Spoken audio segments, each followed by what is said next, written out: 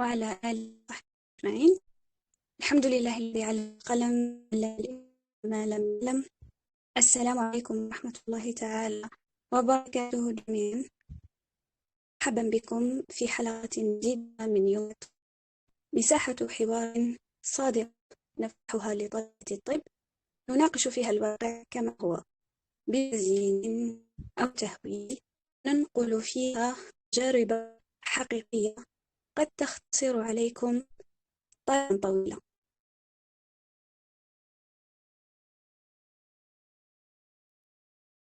إذا معكم أنفل معروفة بكسيمني، ويسعدني اليوم أن نفتح في السنة الخامسة، السنة التي تشبه ما قبلها ولا تشبه بنطاق السنوات السابقة. كملاحظة كل حلقات البودكاست السابقة سواء السنوات الأربع السابقة أو المواضيع الأخرى التي تتطرق في البودكاست تم نشرها على قناة اليوتيوب يومد أكاديمي. إذن السنة الخامسة يثقل فيها الميزان ويكبر فيها الحضور داخل المستشفى، ويتحول فيها الطالب من متابع فقط إلى ممكن في رعاية الصحية. وباش نفهم هذه المرحلة كما ونقرب صورتها لطلبة السنة الخامسة، يشرفنا اليوم أن نستضيف طالبة مميزة جمع بين التفوق العلمي والتوازن الروحي. أيضا ضيفته اليوم سندس زويمية، مرحبا بك. فاطمة جازت في رواية رشيد عن نافع، وفي لجنة مسلة عائشة أم المؤمنين، وأستاذ القرآن الكريم. مرحبا بك سندس مجددا، وشكرا على قبولك الدعوة. السلام عليكم ورحمة الله وبركاته. شكرا جزيلا على هذه الدعوة.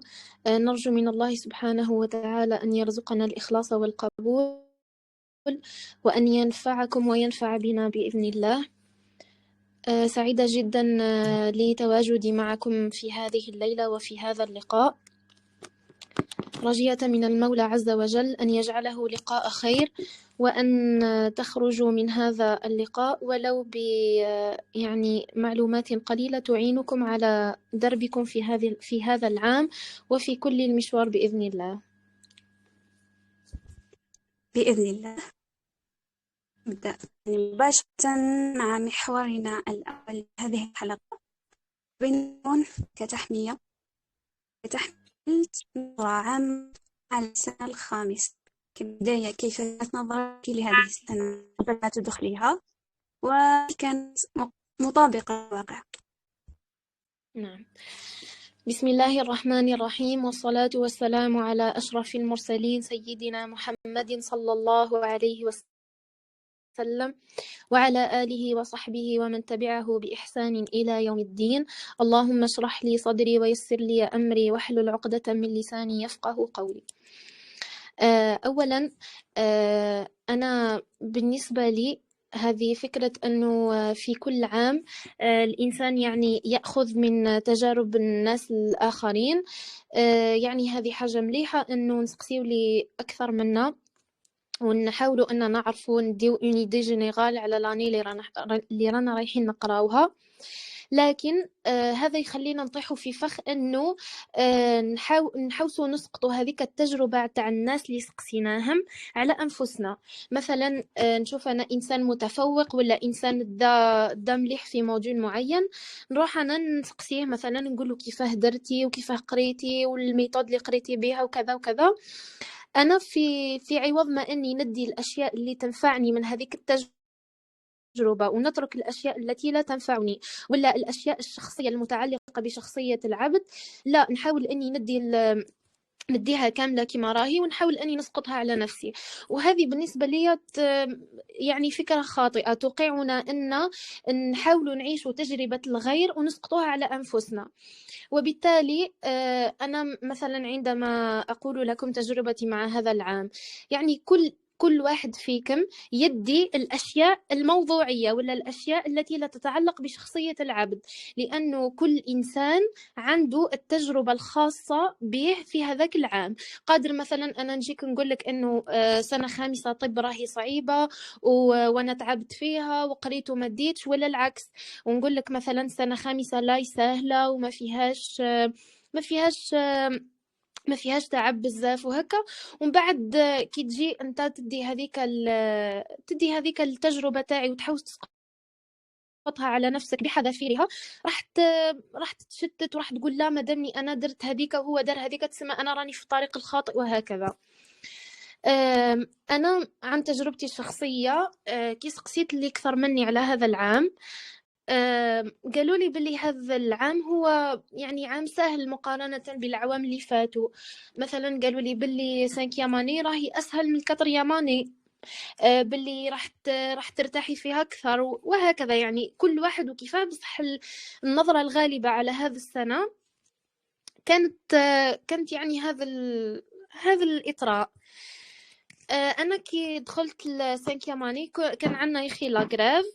بديت أول موديول تروماتو، كانت تروماتو جات قرينا 2 سمان ولا 3 سمان وجات لاغريف. وبالتالي في هذاك الوقت يعني مرينا كل بنفس المرحلة تاع تكوني مشتتة ماكش عارفة اسكو تقراي وقتها حترجعي تقراي وقتها لا. كانوا يقولوا باللي مثلا تروماتو كانت صعيبه وكانت طويله وكذا. انا شخصيا ما لقيتش معها صعوبه بزاف، لانه لي سبيسياليتي شيرورجيكال راح تلقاي فيهم راحه بزاف، لانه كي تشوفي لو كا قدامك راح تسهل عليك بزاف بزاف، يعني ديكوش ولا تسهل عليك بزاف الاشياء النظريه. وبالتالي من هذا كل حبيت نوصل لكم فكره انه مهما كانت التجربة تاع الشخص اللي راح يقولها لكم، حاولوا انكم ما تسقطوهاش على انفسكم كما راهي. بعد نحاول نمحص، ندي الحاجة اللي تنفعني والحاجة اللي تتعلق بهذاك الشخص ما نديهاش. قادر مثلا هو قرا الموديول هذاك كانت ظروفه النفسيه ماهيش مليحه، ولا كان ظروفه العائليه ماهيش مليحه وما توفقش في هذاك الموديول. تقدري انت تقرايه مثلا بنفسيه مليحه وتقرايه في ظروف مليح وتماجوري فيه عادي جدا. لانه كاينين الناس انطلاقا من التجربه تاع الغير مثلا يقولوا او موديول صعيب وكذا يستريس يروحوا من الاول تاع الموديول. بعد وحنا في لا فاكولتي تاعنا ما على باليش اسكو لي فاك الاخرين يعقبوا كروك ولا لا. احنا عندنا باغ اكزومبل البيدياتري نعقبوها كروك. راحت عليها شغل في لا فاك تاعنا انه البيدياتري صعيبه وما يطلعوهاش بزاف وهكا وهكا. باغ كونطخ لا، يعني هي صح نقولوا باللي موديول طويل ويحتاج تركيز اكثر من الاخرين وكذا، بصح ليست حاجه تعجيزيه. تلقايهم مثلا طالبات تلقايهم من الاول تاع الموديول وهي تستريسي روحها وما نقدرش نطلع وموديول صعيب وندخل راتراباج وكذا. بصح هي ماهيش يعني قاعده. اذا انت بديتي الموديول تاعك توكلتي على ربي سبحانه، بديتيه يعني انك وان ليس للانسان الا ما سعى، اني انا نسعى ونقدم اللي عليا. اذا ربي سبحانه وتعالى شاف لي فيها الخير راني راح نطلعه في العام، اذا ما شافليش فيها الخير نطلعه في الراتراباج وعادي جدا. فقط قلت لكم انكم ما تسقطوش التجارب تاع الغير كما راهي على انفسكم وفقط. بارك الله فيك على هذه الإجابة ونخلوها كأول رسالة من هذه الحلقة، نعم. انه لي تيمونياج ملاح، لي تيمونياج تاع الناس اللي فاتونا مليحه، حتعاوننا، تختصر علينا الطريق، حتقصر علينا الطريق وجهد كبير حتختصروا علينا. لكن يجب ان نمحص، كما استعملت هذه المفردة عجبتني، يجب ان نغربل، وكل ما هو سلبي نحوه، ادوا فقط الايجابي، لانها تبقى une expérience وسي سوبجيكتيف، يعني حسب شخصية الشخص، حسب الظروف اللي مر بها الشخص. خلوها هذه أول رسالة. دايما دوكا راكو في سنة 5 عندكم بزاف لي موديول، في سنة 6 صلا ميم شوز. لازم تدو حاجة ما تشوفوش للتجربة السلبية، لأنها نعم. بطريقة غير مباشرة حتأثر على دراستكم لهذا الموديول. بارك الله فيك. اسمحي لي ننتقل دقيقة برك في هذه تاع اللي تفضلي. قلتي انه ما نديوش الاشياء السلبية، وهذا يخلينا ديما نعرفوا الناس اللي نسقسيوهم. مثلا ما نجيش انا لواحد واحد كان مرمد في هذيك السنة مثلا، ما يطلعش مليح، ولا انسان نعرفه انا باللي انسان سلبي، ولا ونروح انا نسقسيه على الاكسبيريونس تاعو، باين شغل راح تكون الاجابه تاعو لا ومش وصعيبه وكذا، وبدا تقرا لها فهمتي شغل الانسان يعرف شكون يسقسي. حتى الاستشاره لا تؤخذ من كل الناس، يعني كاين عباد يعطيوك التجربه كما راهي، يحاولوا انها تكون اوبجيكتيف يعني بقدر معين، مع انها ما تقدرش خلاص تتخلى من السوبجيكتيفيتي تاع كل انسان كيفاه يقرا وكذا، بصح على الاقل يكون انسان واقعي وانسان موضوعي، ما يستعملش العاطفه بزاف وما يشكيش بزاف وكذا، لانه حنا عايشين في ميليو شغل فيه ستريس بزاف صح، وفيه نيجاتيفيتي بزاف وكذا، بصح الانسان يحاول يصطفي الثله اللي يمشي معاها، ولا الثله اللي يسقسيها اصلا، باه تعطيه التجربه الحقيقيه، لا تهول له هذيك التجربه تقلبها له لا مش مليحه خلاص، ولا يعني تخفف خلاه، يولي الانسان يدخلها يعني بنفسيه تاع لاني نقدر لها وانا فوت دي زاني بلو ديفيسيل وكذا، شغل هكا يعني قدر من التوازن. نعم بالضبط، وهذه نصيحة صالحة لكل مناحي الحياة، ماشي فقط في الدراسة، لأنه حرفيا من السلبية أنا حنستفاد منها والو. بارك الله فيك. ننتقل لما بعده. راح ندمج سؤالين مع بعض. يعني وش الحاجة اللي فاجأتك في هذه السنة؟ وش هو الفرق بين هذه السنة والسنوات السابقة، خصوصا الرابعة، مادام من الرابعة اللي بدينا لو سيكل كلينيك؟ نعم.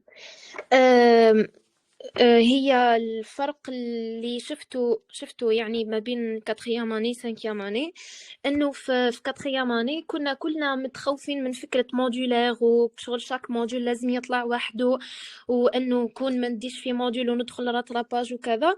كنا في كاتريام اني مخلوعين منها هذه الفكره، وشغل نقراو بستريس بزاف تاع لازم كل موديول يطلع وحده، ولي فوق تاعي كامل نمدوا في هذاك الموديول.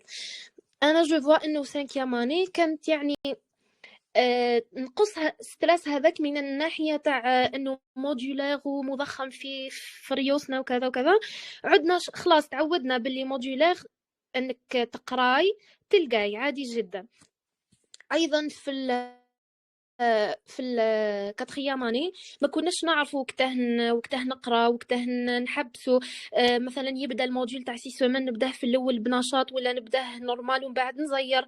شغل كنا نجربوا كيفاه نقراو السيستم موديولار اصلا. 5 اني ولينا نعرفوا. باغ اكزومبل انا شخصيا كنت في الاول باغ اكزومبل تاع جينيكو ولا بيدياتري ولا تروماتو تاع 8 سيمين، كنت في الاول عادي نمارس نشاطاتي الأخرى. مثلا كان عندي مخيمات، ولا كان عندي لقاءات، ولا حتى نخرج نديفولي هكا، لأنه الإنسان لازم يعني يخرج من هذيك المنطقة تاع ستريس. شغل جو بروفيت أني مثلا بروميير سيمين دوزيام سيمين هذه كان نديها لشيء آخر، ما نستريسيش روحي بزاف في القراية، ولا ما نبرونشيش بزاف مع القراية. من بعد كل ما يقرب الموديول، وهذا كي نقول كيما هك لا ينفي انه خلاه نبعد خلاه على القرايه، لا نقرا بس بطريقه شغل ليجير، ما نزيرش روحي بزاف. بعد كل ما يقدم الموديول، كل ما يقدم ليكزامان عفوا، كل ما نزيد شويه في الوتيره حتى تولي توصل هذيك لي سيمين الاخرين، تولي الاولويه تاعي تاع نهاري تولي للقرايه. مثلا مش ندير هذيك لي زاكتيفيتي نروح نكوندونسيه في لي سيمين الاخرين تاع الموديول، لا. الانسان يكون ذكي صح، يخرج يعني من المحيط الطبي شويه، ويدير نشاطات وكذا، بصح مش على حسب دراسته، لانه ايضا الدراسه راهي ثغر عظيم، خاصه انه في يومنا هذا كثره الامراض، المود دو في تاعنا تغير، ولات الناس بلو فراجيل على بكري. هذا المهم، هذا اون جينيرال ثغر عظيم جدا، وبالتالي لازم نتقنوا هذاك الشيء اللي راهو عنا، ما نمدوش الوقت للنشاطات الاخرى على حساب واش رانا نديرو في الميديسين. ايضا يزيد الاحتكاك تاعك بالتطبيق اكثر. تخوازيام اني كنت شفاو كنا مضغوطين بزاف بالقرايه تاع تقراي يونيتي موديول مع بعضاهم، ما كنتيش اصلا تعرفي كيفاه لوبيتال ماشي، كيفاه نستاجي كذا، ما كناش نروحوا بزاف لوبيتال. كاتخيام اني بدا الاحتكاك. سانكيام اني شتي لي سيرفيس اللي رحنا لهم في سانكيام اني باغ اكزومبل جينيكو بيدياتري، انا حسيت انه الكاتيجوري اللي رانا نحتكوا معاها ولات واسعه اكثر. باغ اكزومبل وليتي تتعاملي مع لي بيبي، وليتي تتعاملي مع الاولاد الصغار، تتعاملي مع لي فام يعني في اسوأ حالاتهم بالك ولا في اصعب حالاتهم. شغل زاد الاحتكاك تاعك اكثر بالمرضى، وليتي تحوسي. يجيك هذاك الخوف تاع فوالا انا وليت سانكياماني لازمني نركز على تطبيقي اكثر وكذا، نولي نمد وقت اكثر للتطبيقي هذا، سواء في الستاج تاعنا اوبليغاتوار ولا انتي واش تمدي فولونتيرمون. ايضا بالنسبه لي موديول تاع سانكيام اني هما حيويين اكثر، وفيهم شغل يقربونا للميديسين اكثر ويحسوك انك وليتي طبيبه اكثر. يعني جينيكو بيدياتري تروماتو شغل كلهم احنا عندنا في لي زورجونس باغ اكزومبل تروماتو هي السبيسياليتي اللي يجيوها بزاف خلاه لي مالاد. لا ميم شوز بور لا بيدياتري ولا جينيكو، عندك ديما لي مالاد وكذا، شغل تكون فيهم حيويه اكثر. مش كيما يعني انفيكسيو فيها حفاظه بزاف، بنومو كيف جايه شويه جافه. هادوم بوغ موا لي موديول تاع سانكيام اني كانوا احسن يعني، وقربونا خلونا نحتكوا اكثر باللاميدسين. كيما قلت لكم في الاخر ولينا نعرفوا نقراو اكثر الموديولير، ولينا نعرفوا وقتاه نزيروا وقتاه نرخفوا شويه اكسيتيرا. يعني قلت لك انا قلتي لي الحاجه اللي فاجاتك اكثر، يعني ما كانش حاجه بعينها زعما فاجاتني حاجه تكون سبيسيال بالسانكيام اني، ولا كانت عادي اني نورمال. برك حنا كي قريناها في لا غريف ولي موديول تاع 4 سيمان قريناهم في 3 سيمان، كانت شويه زعما كوندونسي على وش كان لازم يكون. بصح الحمد لله يعني فاتت. و كيما قلت لك كانوا يقولوا لي انا قبل بلي 5 ياماني خير من الكاتر ياماني يعني حترتاحي اكثر وكذا.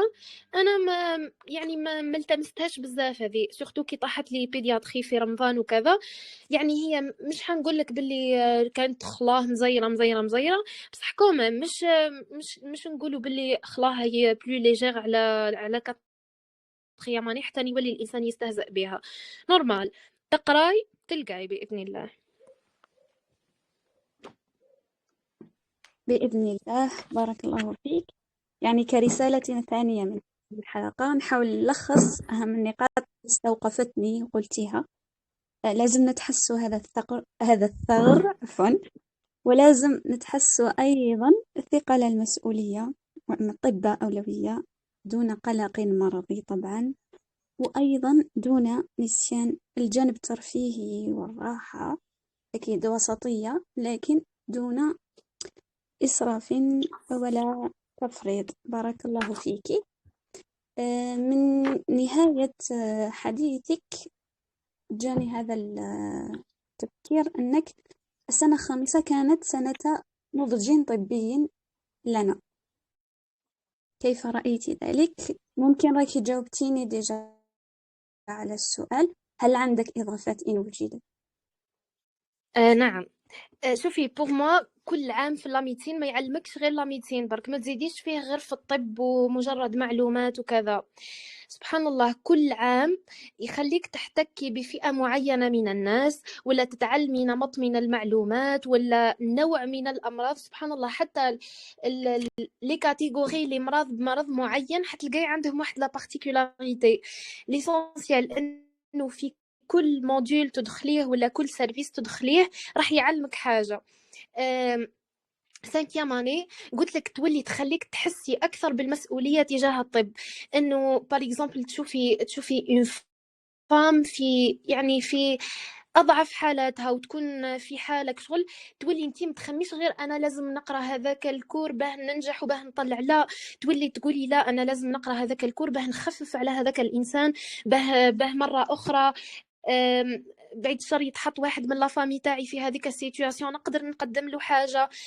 الأول حاجة أنا أضفتها لي سنة خامسة طب وليت نستشعرها حرفيا، إنه المسؤولية قدام ربي سبحانه. وهذا الرسالة اللي حابة نوجهها لكم، إنه قبل ما يكون الميديسين قبل ما تكون علم دنيوي راهي أشرف العلوم بعد العلوم الشرعية. إنه سبحان الله يقولنا ربي سبحانه ومن أحياها فكأنما أحيا الناس جميعا. هذه في قضية الإحياء. أيضا ربي سبحانه وتعالى الرسول صلى الله عليه وسلم مش قلنا خير الناس أنفعهم للناس. أيضا من فرج عن مؤمن كربة من كرب الدنيا فرج الله عنه كربة من كرب يوم القيامة. سبحان الله أنا استشعرتها جدا جدا، كنت نعرفها من قبل لكن استشعرتها جدا في سنة خامسة طب. قلت لك لأنه احتكيت يعني بالفئات الأضعف من المجتمع، احتكينا باللي زونفون الصغار لي بيبي لي نوريسون، والديهم كيفاه يكونوا يعني ضعاف، خلاه ولدك مريض تشوفي فيه وكذا، هكا يغرس في صدرك شعور المسؤولية تجاه هذا التخصص. أيضا خلاني اني نتقن اكثر هذاك الحاجه اللي راني ندير فيها، لانه سبحان الله كما قلنا هذا ثغر عظيم راح توقفي عليه مره اخرى، وربي سبحانه حيسالك على هذا الشيء. وبالتالي كل ما زادت الغايه ولا كل ما على الهدف اللي قاعد يطمح له الانسان كل ما زاد السعي، صح ولا لا؟ انه الانسان كي تكون الغايه تاعو عظمى راح يزيد السعي تاعو لهذيك الغايه. نعم، وبالتالي كي ترفعي انت السقف الغايه تاعك لربي سبحانه وتعالى وتقولي ربي سبحانه وتعالى طلب مني الاتقان، طلب مني الاحسان في العمل، كل هذه يعني المعاني تخليك كل ما تكبري في الميتين كل ما تستشعريها اكثر. ايضا خلتني نعرف انه ليس كل ما يدرس في الطب لازم يبقى لي في راسي. كاين باغ اكزومبل دي انفورماسيون احنا كنا يعني باه تدي اون بون نوت لازم تحفظي، حتى باغ اكزومبل هذوك لي شيفر تاع لي بيلون ولا ليسونسيال تحفظي كلش فريمون كلش، سورتو في الكروك تقدر تجيك اي حاجه. وليت نعرف شغل امحص ماذا يعني يجب ان يبقى معي وماذا شغل نعقب به ليكزامان برك وكي يروح لي لا باس. هي من الأحسن إني نحافظ عليه، ولكن يعني المخ تاع الإنسان مش راح يقدر يحتفظ بكل هذيك المعلومات. وليت مثلا الكور تاعي على بالي وش هي الحاجة اللي مستحيل تقدري تستغني عليها، تخرجي من الموديول نسقسيك عليها لازم تكوني على بالك بها. كاين حوايج مش لازم انك تبقاي حاكمة تهم، لأنه حوايج تتجدد، حوايج تروح وتجي وهكذا. عرفت انه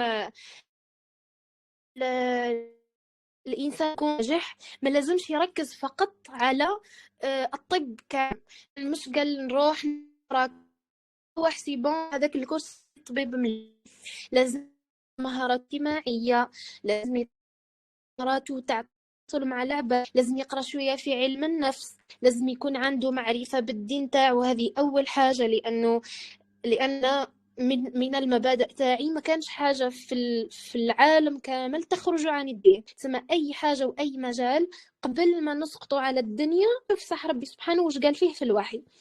قلت لك أنه كل ما زادت يعني ذاك الاجتماعية والثقافية أيضا، تطوري مثلا نفسك على مستوى التواصل، تفهمي نفسية المريض، لا بسيكولوجي تاع المريض، هذا كل راح يعاونوك كطبيب.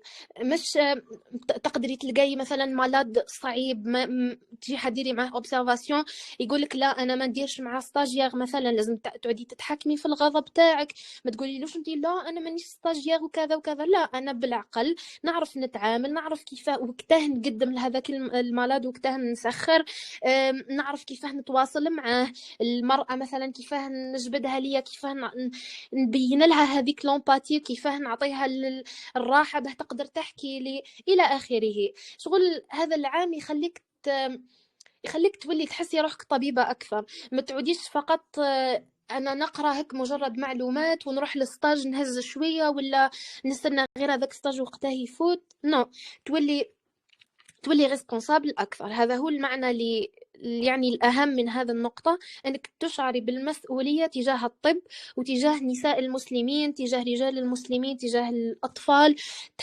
تحسي صح بالثغر اللي راكي فيه درك. بارك الله فيك. ننتقل للمحور الثاني. بالنسبة لأسئلة الجمهور، كاين فقرة محددة لأسئلة الجمهور، كاين حتى أسئلة سأطرحها هي أسئلتكم ديجا، فواحدة واحدة. ننتقل للمحور الثاني اللي راح نحكو فيه عن تنظيم الوقت. كيفاش كنتي تنظمي وقتك بين التربصات الكثيرة، المراجعة، الحياة اليومية؟ هل كنتي تعتمدين مثلا على تطبيقات ولا طرق معينة في التنظيم؟ نعم. شوفي دوكا أنا نحكي لك على لا ميثود تاعي اللي نقرا بها، والحمد لله يعني ربي وفقني اني قدرت ندي بها يعني دي نوت ملاح. اولا وهذه نذكركم فيها في كل محور، النية الصادقة لربي سبحانه وتعالى. لأنه يعني من الآخر يقول ابن القيم: إذا لم تخلص فلا تتعب. في أي حاجة في الدنيا هذه إذا لم تخلصي نيتك لربي سبحانه وتعالى، وبأنه هذا العلم يا ربي لا أريد به لا جاها ولا مكانة في الدنيا، وإنما أريد به مكانة عندك. ويعني ما أكثر النيات في هذا المجال الطبي. تقدري تنوي أنه تنفعي العباد كما قلنا، أنك ترفعي الضر عن الناس، ترفعي عليهم الكروبات، أنه تبري بوالديك، أنه كل ما تقراي وتجيبي كثر كل ما والديك راهم راضيين عليك.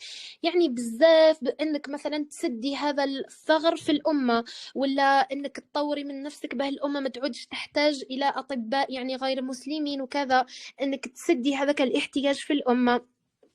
المهم هذا أول عنصر هو الصدق مع ربي سبحانه وتعالى. ثانيا بارك الله. بس ستريس. إشارة مهمة، يعني لما قلتي بدأتي بالنية، حتى وإن يعني لم يكتب لنا الله الإكمال، إنما الأعمال بالنيات. ربي من نعم نيتنا فقط، بنيتنا فقط يكتب لنا أجر هذا الفعل. سبحان الله. صح، سبحان الله. سبحان الله. وهذه هي اللي تخليك مطمئنة انه الانسان كي يخلي نفسه دنيوي فقط، يعني يقرا من اجل النقطة، كي ما يديش النقطة راح يكره ويدبرس ويقول انا ما نزيدش نقرا وكذا. بصح كي تخلي انت نيتك لربي سبحانه وتعالى، ربي لا يطالبنا بالنتيجة. ما كانش آية ولا حديث ربي سبحانه طالبنا بالنتيجة. ربي فقط يطالبنا بالسعي وبالنية الصادقة. انه انت كي تبداي في الاول تاع الموديول تاعك تنوي انك هذا الموديول تقراي لي كور تاعو على اكمل وجه، انك تتقني ما اعطاك يا ربي سبحانه وتعالى، وانك تحسني فيما اعطاك يا ربي سبحانه وتعالى، وانك راح تبذلي الوسع كامل. يا ربي انا سابذل وسعي، ان بلغتني وديت هذيك النقطه فاللهم لك الحمد، وان لم تبلغني وما ديتش هذاك النقطه ففيها خير، اكيد يعني فيها خير. المهم انا درت اللي عليا. ثانيا الانسان ما يخليش نفسه سبهللا. مش معناتها هذه الكلمه، معناتها انا ما خليش نفسي للظروف. ما نقولش مثلا خلي بك دوك نقرا، ولا معليش كي نحس روحي بيان دوك نقرا. لا، من الاول نكون صارمه مع نفسي. وهذا الشيء يعلمه لنا ديننا. الدين مثلا ما يقولكش اوقات الصلاه كي تجي ما يقولكش كي تكوني مرتاحه صلي، وكي تكوني ماكش مرتاحه معليش اجليها. لا، عندك انضباط. لا ديسيبلين تاعك اهم من كل شيء. انا في الاول تاع الموديول تاعي قلنا نسقسي نفهم واش كاين في الموديول، نعرف على السيرفيس كيفاه نقدر نقسم لي كور تاعي، نسقسي قداه كاين كور. هكا نضرب طلع على درايف نشوف واش كاين واش ما كانش. ولا اذا كان عندي صحاباتي يقراو قبل الفوتاسيون اللي قبل كذا، باه على الاقل ندي نظره عامه على الموديول. وقلت لك نخطط لهذاك الموديول كيفاه راح يفوت. قال مثلا وقته الوقت اللي يساعدني ناسيستي فيه، نجرب ديما ناسيستي في السيمين الاولى نشوف اسكو لي بروف ساعدوني ولا لا. وبين قوسين فقط انا انسانه ناسيستي خلاه. انا ماذا بيا ناسيستي موديول كامل، لانه ما نقدرش انا شخصيا ما نقدرش نسمع فوكال ولا نقرا كور ونفهم على البروف كيما نشوفش البروف ونشوف هذيك التعابير تاعو كيفاه يشرح لي وكذا وكيفاه يمد لي هذيك المعلومه. انا شخصيا نحسها ناقصه ميم سي نفهم بالانجسترومون كلش صح. جو بريفير اني ناسيستي وشغل كي تاسيستي نحسها تزيد لك لا ديسيبلين اكثر. تولي كي قريتي هذاك الكور تولي تحسي انك كي تعاودي له دوزيام كوش كي تروحي ولا اليوم غدوه راح تسهل عليك اكثر. قلنا انه نشوف للناس اللي ما تحبش تاسيستي على الاقل نجرب في الاول نعطي فرصه للموديول نشوف اذا لي بروف عجبوني والميثود تاعهم خرجت عليا وقدرت نفهم ونريزوني وكذا نكمل. اذا ما قدرتش نشوف لروحي ميثود اخرى. الحاجه الاخرى كيفاه كنت انا نحاول اني يكون اجور قدر المستطاع ما خليش لي كور يتراكموا عليا. وعلاه؟ لانه كي يتراكموا عليك لي كور اصلا راح يزيد ستريس. مش كيما الانسان يكون عنده كور ولا زوز يستناو فيه ما يكيدوش اصلا كي تبداي تقرايهم تقولي كور ولا زوز معليش نقدر نهارين ولا 3 ايام نكملهم. بصح كل ما تتراكمي وتاجلي وتقولي خلي 5 6 راح تولي تكيدك خلاص ما تعوديش اصلا هذيك لونفي باه تبداي ما تقدريش. ومخنا اصلا يخدم كيما هاك يا اخي. مخنا يحب المكافاه السريعه. كي انتي مثلا تقولي له انا حنقراو كور برك وراح تدي هذيك المكافاه راح يطلع لك الدوبامين وش يولي هو يتحفز ويروح يقرا هذاك الكور. بصح كي تقولي له يانا عندنا 15 كور ولا عندنا 10 ولا 5 كور ولا مش راح يتحفز كيما حيكون كور ولا زوز. سي بوغ سا انا نقول باللي كي تكوني اجور راح تسهل عليك وراح تخليك تقراي الكور وانتي مستمتعه به ماكش ستريسي ديما تاع نخلي هذيك السمانه ولا سمانتين ولا 3 سمانات يتراكموا عليا خلاه ما نطولش خلاه على الموديول ومن بعد نقول انا في اسبوع ولا اسبوعين نحوس نوصل عادي كل يوم ندي مثلا 2 3 احنا شئنا ام ابينا دوك سي بون ولفنا باللايف ستايل تاع ليتيديون ميديسين ماكش حتعيش كيما الناس الكل. وبالعكس انا نشوفها يعني هذه بارتيكولاريتي عطاها لنا ربي سبحانه باه ما نضيعوش اوقاتنا فيما لا ينفع وباه ما نروحوش للاشياء السيئه. ربي سبحانه وتعالى شغلنا بالنفع شغلنا بالحاجه المليحه. قلت لك انه كل يوم تديري لنفسك 2 ولا 3 سوايع اني هقراها بالرغم من المورالي اللي ما يسمح ليش بالرغم من ظروفي اللي ما تسمح ليش بالرغم راني في لاسيتي ولا في الدار لا يهم. هذا هو لا ديسيبلين.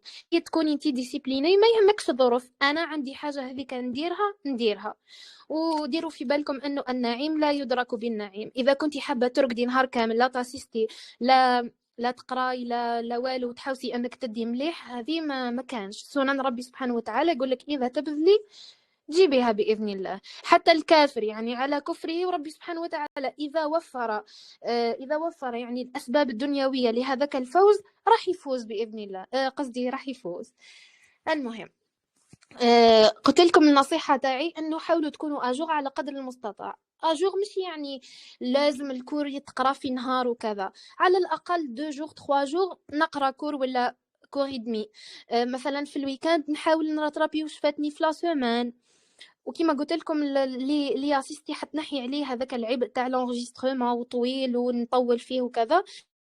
ثم كي تاسيستي راح تسهل عليك اكثر. ايضا لازم تكون لا ميديسين اولويه في حياتك. ما تخليهاش مثلا ندير كلش ومن بعد كي قرب ليكزامان نولي نقرا. هذوك الناس انا ما نعتبرهمش اطباء مع كل احتراماتي. شغل انت ربي سبحانه اقامك على هذا الثغر يولي الانسان وش يدير يولي يتكاسل عليه. ربي سبحانه سيستبدلك. وحتى لكان يعني لكان عولتي على ما لا باليش انا ان شاء الله ما يكون حتى واحد فينا يعول على هذا الميثود اللي ماهيش مليحه لا ترضي ربي سبحانه وتعالى الغش ولا تأكد انه ربي سبحانه وتعالى ممسي يعطيك في الدنيا في الاخره راك ما عندك والو. وشغل انه راك درتي حاجه كبيره من ربي سبحانه وتعالى. وحنا قلنا في الاول انه نيتنا اول حاجه راح تكون ربي سبحانه وتعالى. قلت لكم لازم تكون لا ميديسين اولويه في حياتك. لازم تاجستي لا جورني تاعك ولا سيمين تاعك ولا موا تاعك على اساس هذيك الحاجه. مش تخليها لاخر لحظه وتقولي ما لحقتش وكذا وكذا. ايضا ما تكثروش المصادر عليكم. اذا شفتوا لي كور تاعكم سوفيزون بوغ يعني نديو لي زانفورماسيون لازمين لهذاك الكور ولا الموديول، سي با لا بين انا نبدا نكسر في راسي بالكتاب الفلاني ولازم نقرا من الكتب وكذا وكذا وكذا. احنا في كليه تاع النابه يعني يعطيونا لي كور تاعنا فيهم سوفيزامون دانفورماسيون، شغل فيهم تقدري تقولي كلش. انا شخصيا كنت اعتمد على ليكور اكثر حاجه، الا يعني في بعض الحالات. بصح اذا شفتي روحك ليكور تاعك يكفيوك ما تشتتش نفسك بكثره المصادر، مش لازم نسمع فيديو يوتيوب ويعاود لي نفس الهضره ونزيد نروح انا نشوف كتاب يعاود لي نفس الهضره اكسيتيرا اكسيتيرا. نورمال نشوف هذاك الكور اذا كفاني خلاص، مش لازم تكثر عليك المصادر. ايضا فضول الاشياء، فضول الخلطه، فضول الهدره، فضول يعني الترفيه عن النفس، فضول كاين بزاف اشياء حتنغص على الانسان حياته، مش فقط في الميديسين، في حياته كامله. ما كانش انسان يوصل لهدف معين، سواء في سبور، سواء في حفظ القران، في الدين، في طلب العلم الشرعي، ولا في الطب، ولا اي انسان حاب يوصل لحاجه معينه لازم يساكريفي، لازم يتخلص من فضول الخلطه، خاصه الانسان اللي يهدر بزاف ولا اللي يقصر بزاف، كل يوم يدير جمعه ولا كل يوم قصره، كل يوم لازم نخرج ونشوفه. علاه؟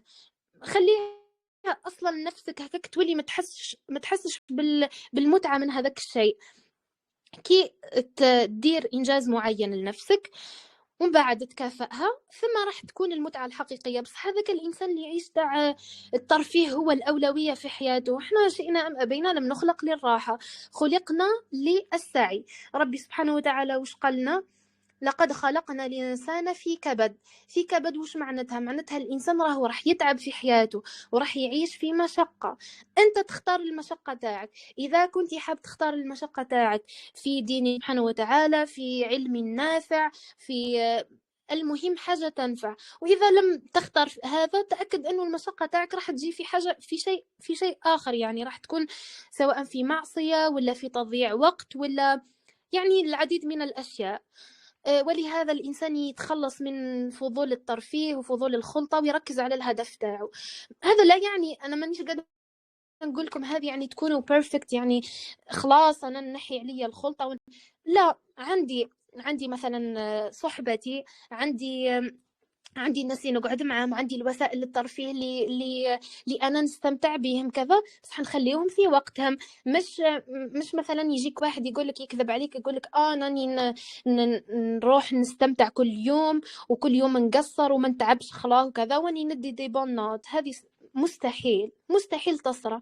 حتى لو كان حالفك الحظ ولا ربي سبحانه اعطاك مره، مش يعني هذه قاعدة. القاعدة تقول أنك لازم تسعى ولازم تنضبط به توصل للشيء المعين.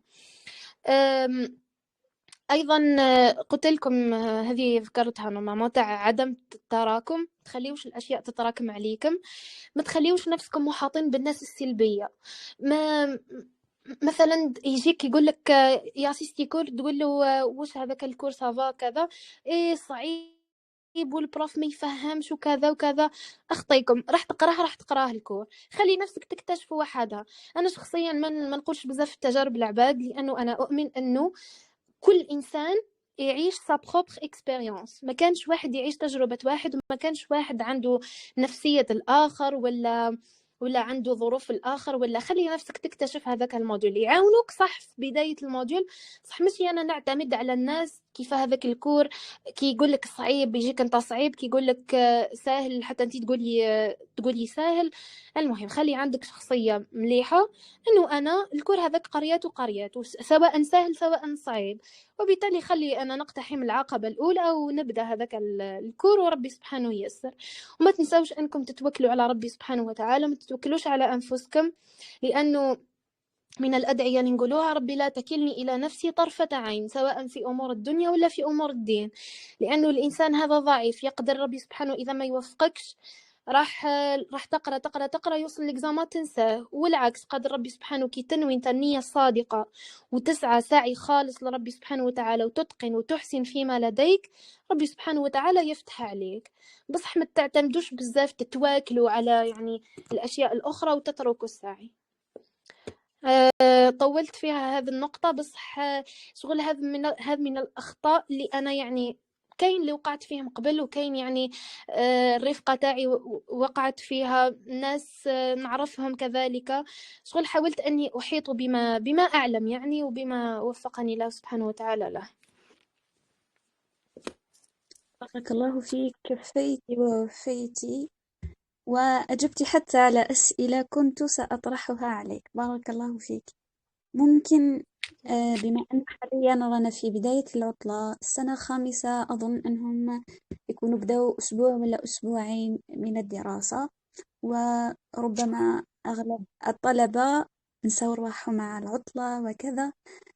مديلنا نصائح عملية لطالب حس روحه ضايع بين عدد الدروس اللي قراها وعدد الدروس اللي راه عليه لازم يديرها، ولتفادي هذه الأخطاء الشائعة اللي يقع فيها طلبة سنة خامسة. مثلا الموديول الثاني 5 سومان، يبدأ يسوف يلقى روحو بقاتلو 1 سومان ولا 2 سومان، يلقى روحو ما دارش لي كور بزاف، وشاك جور راهم يديروا لي كور وتراكمت الحالة عليه.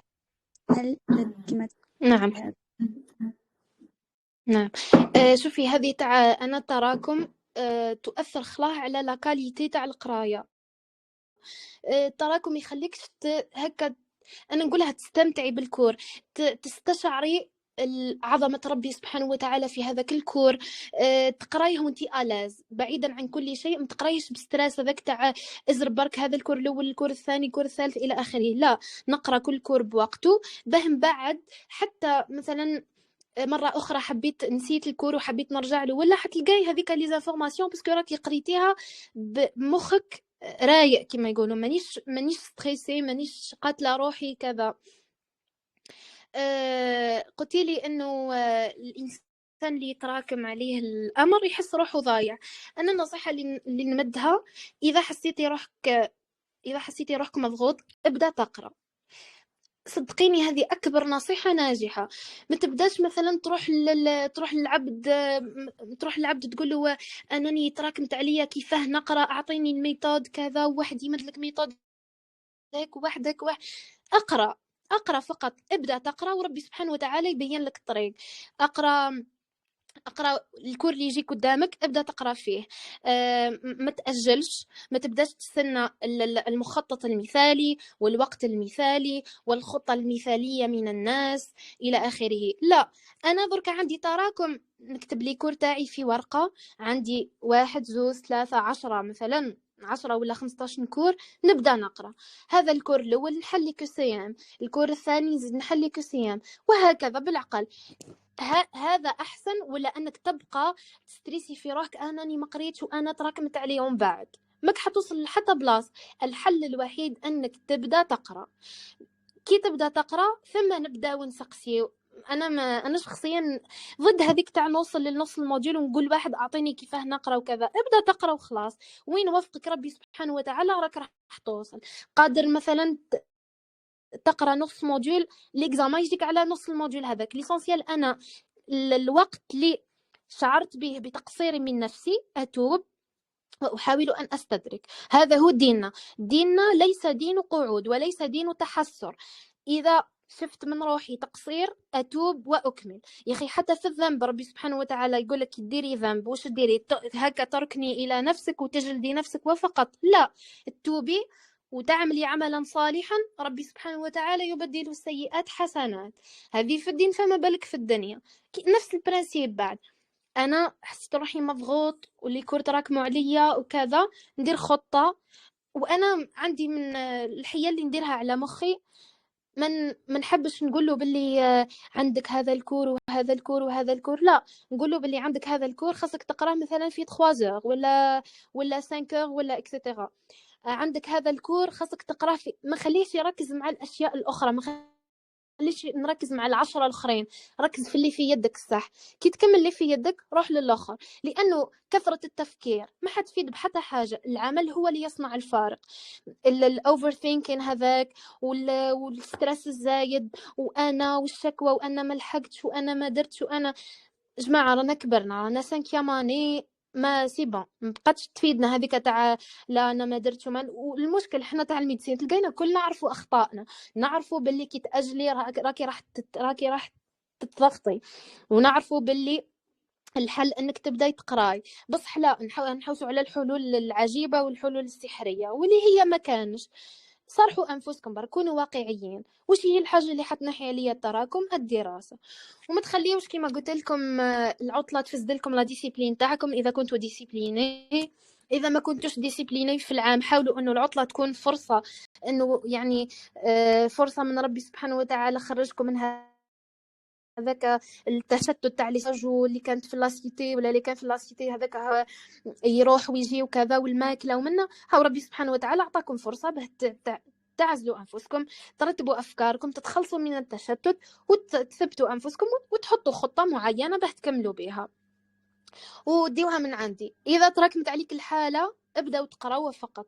ما تبداش تستنى في الحلول السحريه وانا دوك ندير هكا ونقرا 15 كورس، ما كانش منها. كون واقعي. وثاني حاجه اخرى قريتها انه الانضباط راهو حتى هو عاده تكتسب. يا اخي يقول لك في العاده لازم لها على الاقل 21 يوم باه يعني الانسان تتمكن منه هذيك العاده ويولي يديرها يعني بطريقه تلقائيه. كيف الانضباط. مانيش انا في النهار ما كنتش نقرا، فاتت عليا 15 جوغ في الموضوع ما قريت حتى كور، نجي اليوم مثلا نقول نقرا 6، نقرا 6 كور ولا 8 كور. كيفاه؟ ما تصلحش. حتى لو كان قريت راح تقراهم مكسرين خلاص. ولهذا حاول انك تطلع بالعقل. وكما قالنا النبي صلى الله عليه وسلم خير الاعمال ادومها وان قل. هذه هي اللي كنت نقول لكم فيها. نبدا من الاول تاع الموديول بالعقل، درجه درجه درجه، خير ما نوصل لنا للاكزامان ونبدا نطلع يعني درجات بزاف خلاص، ومن بعد ما نلقاش التوازن يعني في حياتي. ان شاء الله نكون جاوبت على السؤال. نعم، جاوبتي باستفاضة، بارك الله فيك. هذا هو الحل. شفتوا التراكم اللي حيكون نظرا لأنه عدد دروس الطب كبيرة جدا، والتراكم يكون لسبب أو لآخر. فالواحد فقط يبدأ، وأن ليس للإنسان إلا ما سعى. ربي حيحاسبنا على السعي، ما يحاسبناش على النتيجة. بالعكس، النتيجة هي رزق يسوقه الله لنا، نتيجة إحساننا في هذا السعي. وأيضا الواحد لا شوفي يحرم نفسه من صدقيني. نقطة. نعم. شوفي صدقيني انه هذاك التراكمات اذا كنتي ديسيبليني، هذاك التراكم ماكش راح تشوفيه بالنظره تاع انه شيء سلبي فقط. على بالي مانيش قاعده نحكي لكم بنظره المثاليه، ولكن قاعده نحكي لكم بنظره انسان يشوف يعني في الحاجه واقعيه. تخيلي انت فقط بديتي من الاول تاع الموديول تاعك، كنتي ديسيبليني، بديتي من الاول تقراي هكا درجه درجه، نطلع بالعقل بالعقل بالعقل. هل راح تحسي بالتراكم؟ اصلا ماكش راح تحسي به. حتى ولو جاتك فتره مثلا في الموديول يكوندونسيو لك البروغرام ولا ديري فيهم بزاف لي كور، ولا راح تقدري تتجاوزيها لانك انتي معوده نفسك على لا ديسيبلين. ماكش معوده نفسك على التراخي واصبري دوك نديرها ودوك نقرا وكذا وكذا خلي ومازال الحال بين خلاص راح يجيك التراكم وراح تكرهي لا ميديسين اصلا، باسكو تولي لك غير هذيك النظره السوداويه تجاهها. شغل احنا نديروها كوم ميكانيزم دو ديفونس.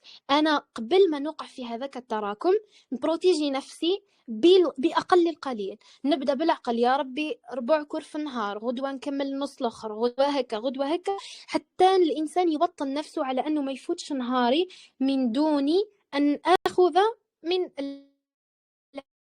هذا اللي راني ربي سبحانه وتعالى فيه. فهمتي الفكره اللي حابه نوصلها لك؟ انه ما نعم. ما تخليش يعني لا ميديسين تكون مصدر ستريس في حياتك. على بالي باللي مثلا كي تقولي الحاجه هذه يقولها لي واحد بريمير اني دوزيام اني تخوازيام اني، معليش ما والفتيش، قاعد تشوفي صحابك عايشين حياتهم وانت كشغل ديما عندك تراكمات وعندك ستريس وكذا. اقدر ذلك جدا، وانا ايضا فت مرحله بشعه. صح الانسان الواعي ما نقعدش انا ديما نعاود في نفس الافكار على مخي. بالعقل قصدي ما نبقاش نقول مخي لا وينكش عايش كيما الناس الآخرين، خلاص نرضى بوش أعطاني ربي سبحانه. ربي أقامني يعني في هذا الثغر. نبقى أنا أتفف قول لا وأنا وكون درت هكا خلاص انتهى، هذا هو اللايف ستايل تاعك. درتي 5 ماني ماكش حتحبس، راح تكمل. يا إما تختار أنك تكمل بأريحية، ولا تختار أنك تكمل وتبقى ديما تجلد في نفسك وديما معيش روحك في ستريس، انا مانيش لاحق والميديسين تعيف وهكا وهكا وهكا. نحاولوا ان يعني في ظل هذوك التراكمات كامل، وفي ظل هذاك الضغط، وفي ظل كلنا يعني ساعات يفوت على الانسان مراحل يكره وش راهو يدير، بس ديما الانسان لازم يقول بلي انا اخترت هذا الطريق ولا ربي خليه، لازم نسعى فيه ولازم نقدم اللي عليه. خلاص ما نبقاش نتذمر، ما نبقاش نأفف على الواقع تاعي، نخرج من هذاك المود ونخرج من نيجاتيفيتي ونحاول اني نشوف الحاجه المليحه. شوفي من الاشياء الجميله اللي انا نشوفها في الميديسين انه كما قلت لك قبيله ربي سبحانه وتعالى اشغلني بعلم مفيد. انه مثلا بصراحه فقط الانسان كون ما يشغلش نفسه يعني بالميديسين ولا باي علم اخر، وش راح يدير؟ راح يكون عنده اوقات فراغ بزاف، والفراغ هو عدو الانسان. يعني انا اصلا بمجرد انه اقامني ربي سبحانه وتعالى في علم نافع فهو اراد بي خيرا. ايضا انه يخليك ربي سبحانه وتعالى انت المغير ولا المحفز للعائله تاعك، لخاوتك، انك تكون مثلا بين صحابك انت اللي تمد لهم هذيك الطاقه. سبحان الله النيات في الميديسين لا تنتهي. احنا فقط نختاروا اسكو نعيشوا في الجانب المشرق وشويه جانب يعني مظلم، ولا نعيشوا ديما في الداركنس هذيك وما نخرجوش خلاه منها، ولا ديما نحطوا هذيك النظره المثاليه، الناس اللي يهضروا بطريقه ايجابيه على الميديسين باللي هما مثاليه زائفه وكذا وكذا وكذا. وايضا من النعم، من يعني الاشياء اللي نستشعروها كي نعودوا نقراو في الميديسين، انه سبحان الله كل ما تقراي مالادي حاولي تستشعري انه ربي سبحانه وتعالى من هذوك لي مالادي كامل اللي قريناه. شوفي انتي من اللي بدينا نقراو في لاميديسين الى يومنا هذا قداه قريتو من مالادي، ربي سبحانه وتعالى ما اصابني ولا بواحده منها. سبحان الله هذا يخليك تزيدي تستشعري نعمه ربي سبحانه وتعالى عليك. انه تشوفي الناس مثلا ماشيه، تشوفي روحك ماشيه والناس في السبيطار هكا كيفاه تعاني، كيفاه ظروفها الاجتماعيه، ظروفها الصحيه كذا، تزيدي تشكري ربي سبحانه وتعالى. وشغلوا هذه عبادة بعد لربي سبحانه. وأيضا أنه الإنسان لا يركز على الإنجاز بل يركز على العبودية. هذه خذوها قاعدة في حياتكم في كل المجالات.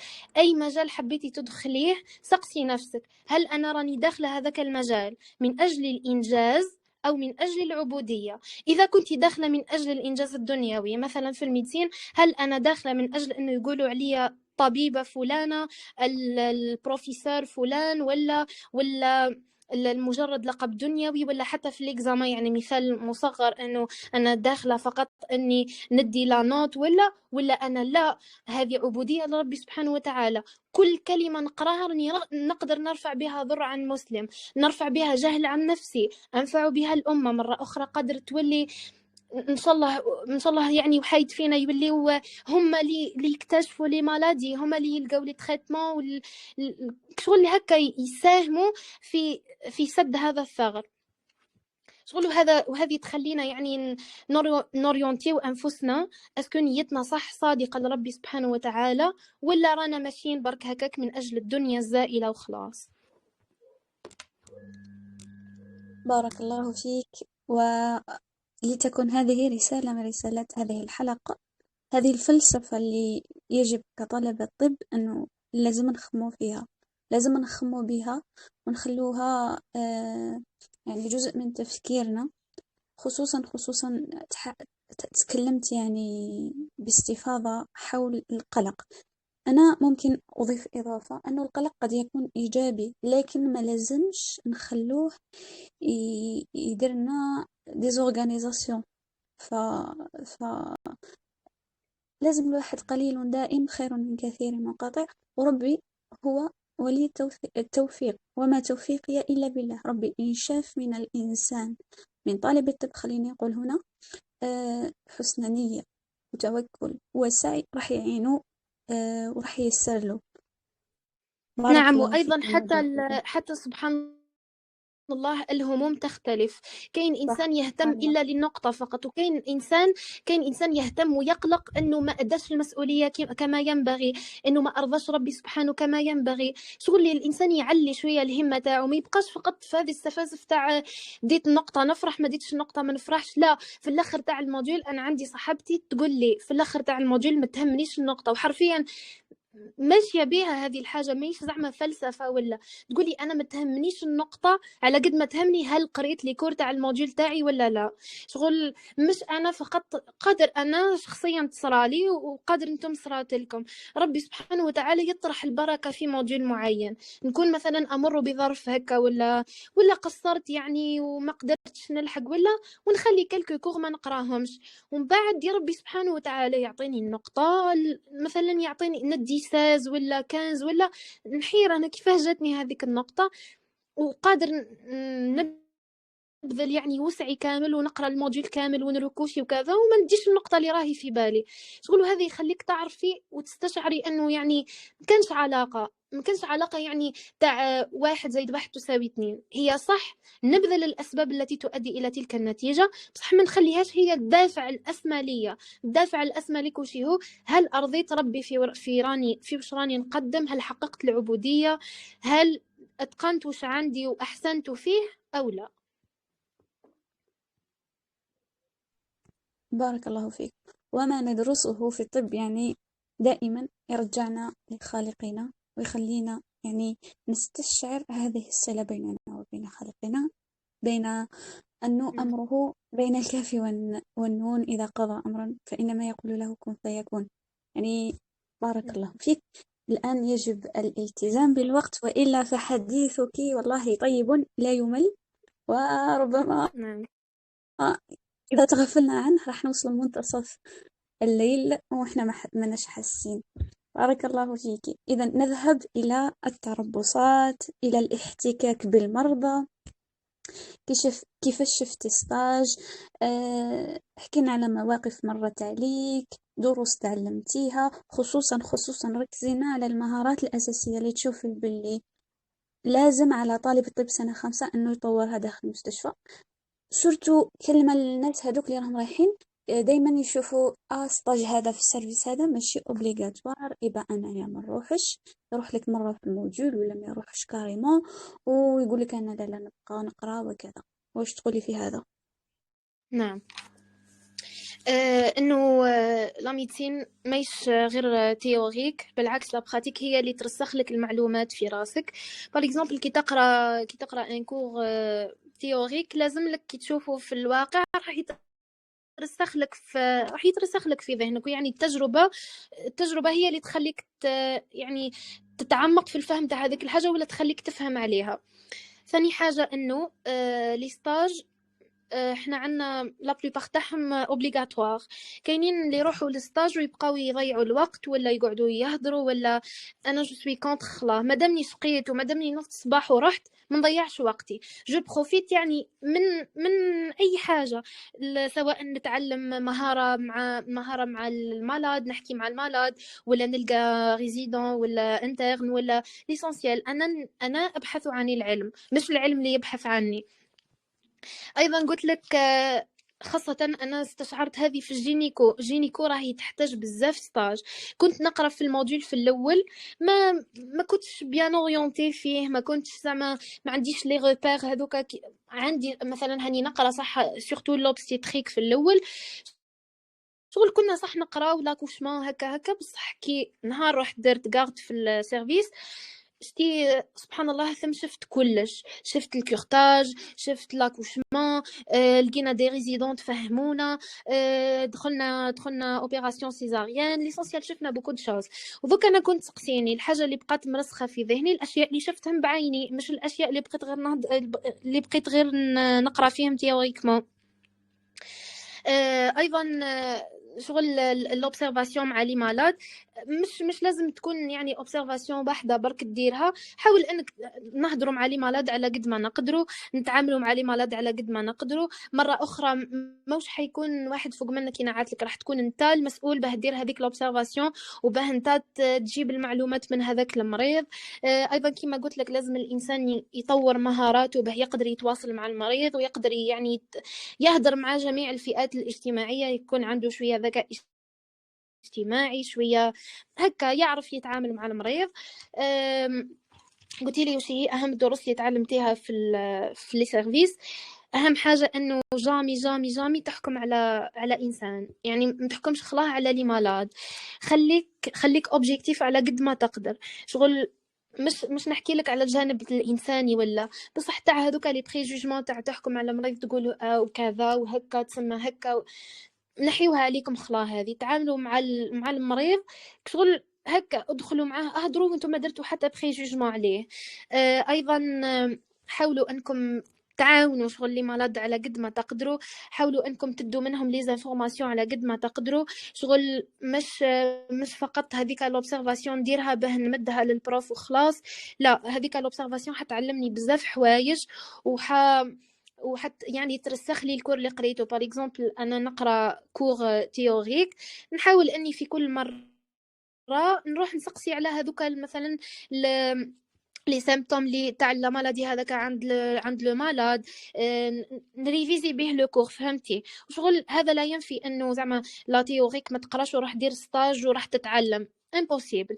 هو كاين بالانس بيناتهم. نقرا لي كور تاعي بيان، وكي نروح للتيران دو ستاج نوظف واش تعلمت. شغل ما نخليش ستاج تاعي يروح هكاك، ما نخليش ايامي يعني تمر هكاك برك. ايضا ما انا هذه كانت فيا شوي اني كنت نحشم هكا، كنت نخاف انهم ينشعوني هكا. نقول كنا نسقسي ريزيدون ولا ينشعني ولا يقول لي ما نورمال وش هيك ينشعك عادي جدا. نحاول نتعلم على قدر المستطاع. نلقى بار اكزومبل الريزيدون تدير في التوشي ولا نقولها اعطيني نجرب نورمال ما فيها والو. شغل نلقى مثلا انترن ولا نسقسيها نقولها كيفاه هكا، نسقسي على ليكا، نحاول نشوف لي دوسي هكا، نتعلم على قد ما نقدر. وما نخليش هذاك الحياء السلبي هذاك يمنعني اني اتعلم. بالعكس شغل نخلي نفسي منفتحة ونتقبل جميع النقد. يعني نتقبل انه مثلا واحد ما كانش في المود هكا ما حبش يعلمني نورمال، نزيد نعاود مره اخرى قدر يعلمني. احنا كشغل جايه عنا عزه نفس زايده، ما نحبوش شغل نطلبوا المعلومه وكذا. كان يقولنا البروف قبل كان يدير ستاج في لا فرانس. قالنا كان الماتخ اسيستون كانوا شغل دي زيكسترن يمشيو معاه وين يروحوا يمشيو معاه، وشغل كان هو شديد معاهم، كان سيفير بزاف وكان ينشحهم. قال انا كنت ما نحبش نتنشع، شغل نقعد هكا نجبد روحي. جا هذاك الماتخ اسيستون قال له كون انت ما تروحش تحوس على الانفورماسيون راهي جامي تجي تحوس عليك. اذا ما كنتيش راح تتحمل يعني النقد ولا الاشياء اللي مش مليحه باه تتعلم، راك ماكش راح تتعلم. ويعني صغار وين نطيحوا في ناس فيلغار ا سو بوين زعما ينشعك بمجرد انك يعني تطلب معلومه ولا صغار. قادر صح يكون قلقان ينشعك ولا، بس جينيرالمون يمدوا نورمال لانفورماسيون. وقلت ايضا حاولوا انكم تديروا لي زوبسيرفاسيون مع لي مالاد على قد ما تقدروا. الناس اللي ما تتعاملش بزاف شغل الناس انطوائيه وما تتعاملش مع دي كاتيجوري بزاف تاع المجتمع، حاولوا تروحوا لي زورجونس بزاف، تشوفوا فيها يعني جميع الشخصيات وتشوفوا فيها جميع الانواع تاع العباد، ويعني ديروا مناعه ضد العباد. هذا بك باختصار به ما نطولش. بارك الله فيك. وبالنسبة لهذا المحور تاع التربصات، خلوها رسالة هذه الحلقة. أصلا حرفيا هذا التردد ولا أنك تأجل تقول بلي راني حنتعلم فيما بعد، ما راك حتتعلم والو. أصدم فقط. وإذا شاف منك ريزيدون ولا لانتان ولا لاسيستون متر أسيستون بروفيسور ما تحشمش. إذا شاف منك راك حاب تتعلم هو راح يولي دايما يعيط لك ويدي بيدك باش تتعلم أشياء. حاولوا تضربوا طلع على الكارني دو ستاج وتفاليديو هذوك لي زوبجيكتيف ما استطعتم إلى ذلك السبيل طبعا. فوالا. خلاص. وفكرة فكرة برك انه هذا الموديول هذا هو اللي راح تخدم به كطبيب. يعني اذا قريتي فوالا دركا تروماتو هي ذيك هي اللي راح تخدم بها كطبيب، تسمى ما كانش وقت اخر راح تتعلم فيه. في تسمى جينيراليست لازم اون تبذل. تروماتو. وي. تسمى لازم تبذل وسعك في هذاك الموديول باه تدي لو ماكسيموم دانفورماسيون ولا لو ماكسيموم ديكسبيريونس من هذاك الموديول بعد، ولا من التيغان دو ستاج اللي حطوك فيه. فوالا، بارك الله فيك. خلينا نروح المحور الآخر. هذا هو المحور اللي بعده اللي كنت نستناه بفارغ الصبر. دونك التوازن النفسي والحياتي لطالب الطب. كيفاش كنتي توازني، كيفاش كنتي تحافظي على هذا التوازن النفسي وسط الضغوط؟ على بالنا بلي كامل مرت علينا فترات تعب وانهاك، بصح ماشي كامل تجاوزناها بنفس الطريقة ولا تعاملنا معها بنفس الطريقة. نعم. هي هذا الجانب يعني راني قلته في خضم الحديث اللي كنت نهضر فيه على يعني استشعار النيات وعلى الانضباط وكذا. هذا كامل شغل نقدر نلخصه لكم يعني في نقاط انه الانسان ما يراعيش بزاف ظروفه النفسيه كيفاه. إذا كنا يعني نركن إلى أنفسنا يعني في كل ضائقة ولا في كل ستريس، ولا نقولوا لا إحنا لازم نرتاح وإحنا ضعاف وإحنا ستريسي وكذا وكذا وكذا، نفسك راح تتمادى. شغل كل ما تعطيها راحتها كل ما حتزيد تتمادى أكثر. يعني هذه وجهة نظري، ومش بالضرورة حتكون يعني حتتبناوها كامل، بس حديوا منها الحاجة اللي تنفعكم. يعني إنه النفس، ولاحظوها برك انه كل ما تعطيها شغل شويه راحه وتقولي لها صح راكي تعبتي وراكي غلبتي وكذا، بصح بتوازن. مش الانسان خلاه يركن الى نفسه ويقول انا سي بون تعبت ولازمني نرتاح سمانه ولا لازمني نرتاح سمانتين، ولا خلاص. شغل الانسان لازم يدير شويه يخشوشن كما نقولوا، لازم يدير شويه مناعه ضد ستريس، لازم يكون يقدر يجيري ستريس. مره اخرى الانسان راح يكون عنده عائله، يكون مسؤول على ناس، يكون مسؤول على دي مالاد. شغل لازم توطنوا نفسكم شوية على المسؤولية وعلى ستريس. أيضا أنا قلت لك أنا أربط كل شيء يعني بربي سبحانه وتعالى. ما كانش حاجة خارجة على أنه ما أراد بربي سبحانه وتعالى. هو آه، الذي أركن إليه في كل ضائقة يعني. وفي المحور يعني اللي حيجي بالك راح نهضروا على القرآن. شغل صدقوني هو الملاذ حرفيا. الإنسان كي يقصر مع القرآن ويقصر مع ربي سبحانه وتعالى راح يحس بالضيق، ومهما يعني دار ديزاكتيفيتي ولا يحس روحه يعني بعيد ضائقة نفسه وكذا.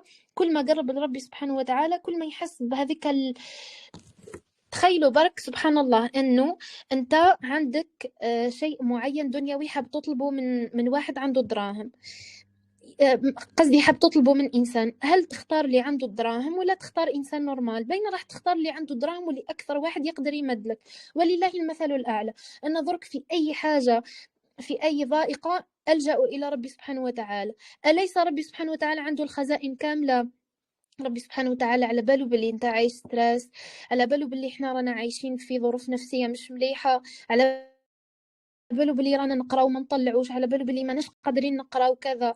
اذا شكينا لربي سبحانه وتعالى بين باللي هو اكثر يعني هو ربي سبحانه وتعالى الوحيد اللي يعرف ما في قلوبنا. فهمتوني شغل هو يعني يعرفنا اكثر ما نعرف انفسنا. ما نقولش مثلا انا لا ادعو ربي في هذا الشيء، هذا شيء يتعلق بالميتين لا يتعلق بالدين. لا، نربط الدين بكل شيء. الصحابه رضوان الله عليهم كانوا يطلبوا ربي سبحانه وتعالى حتى في قوت تاع الدواب تاعهم. وبالتالي شغل عودوا انفسكم انكم تلجؤوا لربي سبحانه وتعالى وتفروا لربي سبحانه وتعالى من كل ضائقه. تراكموا عليكم لي كور، ما لقيتوش لي سورس اللي تقراو بهم، قريتوا ما ديتوش مليح، حاولوا انكم تلجؤوا لربي سبحانه وتعالى. ويعني هذه شخصيا انا هذه الحاجه اللي ديما تصبرني. شغل بما أني ماشية في طريق ربي سبحانه وتعالى فهو لن يخيبني. يعني إذا كنت ماشية في طريق المعصية ولا صح راح الإنسان تضيق صدره وكذا. بصح مادام الانسان ماشي عنده نيه العبوديه ونيه يستشعر نيه انه الرب كلش ربي سبحانه وتعالى، يعني ما يضره. حتى انت توفاك ربي سبحانه وتعالى راك في سبيل الله، راك تطلب في العلم في سبيل الله. ايضا حاولوا انكم تخليوا عندكم نشاطات اخرى، مثلا خليو تكون عندكم صحبة صالحة، صحبة ما يشتع نيجاتيفيتي، ما يشتع مثلا تاع حسد ولا تاع. حاولوا تكونوا محاطين بناس إيجابيين، ناس ملاح، ناس متدينين يرجعوكم لربي سبحانه وتعالى. ايضا حاولوا تشاركوا في نشاطات الجامعيه، ولا مثلا نشاطات في الاقامه، ولا اللي يقدر يدير سبور يضيفوا لي به. يعني كاين بزاف لي زاكتيفيتي، حاولوا انكم تبروفيتي وتقعدوا مع عائلاتكم اكثر. يعني من الاشياء اللي تدير ستريس اكثر واكثر هي التليفون. راهو شغل البلاء تاعنا تاع هذا العصر هو الهاتف، شغل هذيك سكرولين وتاع الله المستعان. هذيك الاشياء كامل راهي راح تزيد على النفسيه تاعنا وراح تزيد تأزمنا اكثر، من جهه تضيع لنا الوقت، ومن جهه تزيد علينا بالمقارنات وبال يعني بإطلاق البصر وبتضييع الوقت وتأنيب الضمير. المهم حاولوا تيفيتي وهذا من الأشياء على قدر المستطاع. ويعني أوصي نفسي أولا وإياكم أنه نحاولوا نستثمروا أوقاتنا بما ينفعنا دينا ودنيا. ويعني إذا حسيت من نفسك ما قادرة تقرأ، معليش نقدر ندي راحة تاع نهار ونص هكا باه نعاود نسترجع هذيك الهمة ونكمل. بارك الله فيك. يعني حديثك ذكرني بوحد الأبيات: إذا كان يؤذيك حر المصيف ويبس الخريف وبرد الشتاء ويلهيك حسن جمال الربيع فأخذك للعلم كل متى. يعني ماهيش تجي اللحظة المناسبة فقط، ما تستناش يعني لا موتيفاسيون باش دير هذيك الحاجة، وإنما الانضباط. لازم الديسبلين هي المفتاح في هذا، خصوصا في تخصصنا هذا الطب. بارك الله فيك. الآن المحور الخاص بالقرآن الكريم. اسمحي لي تفضلي. فقط، بالك نسينا انه نذكر المصادر اللي نقراو عليهم انا اللي اعتمدت عليهم في لي موديول. اذا نقدر برك هكا بغيافمون أكيد نقول لكم أكيد. تفضلي. هي شوفي قلت لك احنا في عنابه كانوا لي كور تاعنا كانوا سوفيزون، يعني باه نقراو الموديول. برك قبل تروماتو لازم الانسان يدير شغل غابيل اناتوميك لليزو، باسكو ما تقدريش انك تروحي تشوفي فراكتور ولا بلا ما تعرفي الاناتومي تاعك تاع لاس. ما تقدريش باغ اكزومبل تشوفي لوكساسيون، ولا اذا ما كنتيش تعرفي لارتيكولاسيون قد كيفاه جايه. تسمى تروماتو اول حاجه لازم ديروا غابيل اناتوميك هكا بغيافمون باك تشوفوا تعاودوا تراجعوا لي زارتيكولاسيون هكا الاناتومي جينيرال تاع لو كور هيومان تاعنا. حاولوا انكم تشوفوا لي كليشي بزاف، حاولوا انكم ديروا لي ستاج فولونتير في لي زورجونس اكثر، شغل تشوفوا كل ما شفتوا لي كليشي كل ما تعودت عينكم على تشوفوا لي فراكتور وكذا. وما تخليوش شغل انه الدراسه تشغلكم بزاف على البراتيك، خاصه في التروماتو راهي شغل مهمه خلا.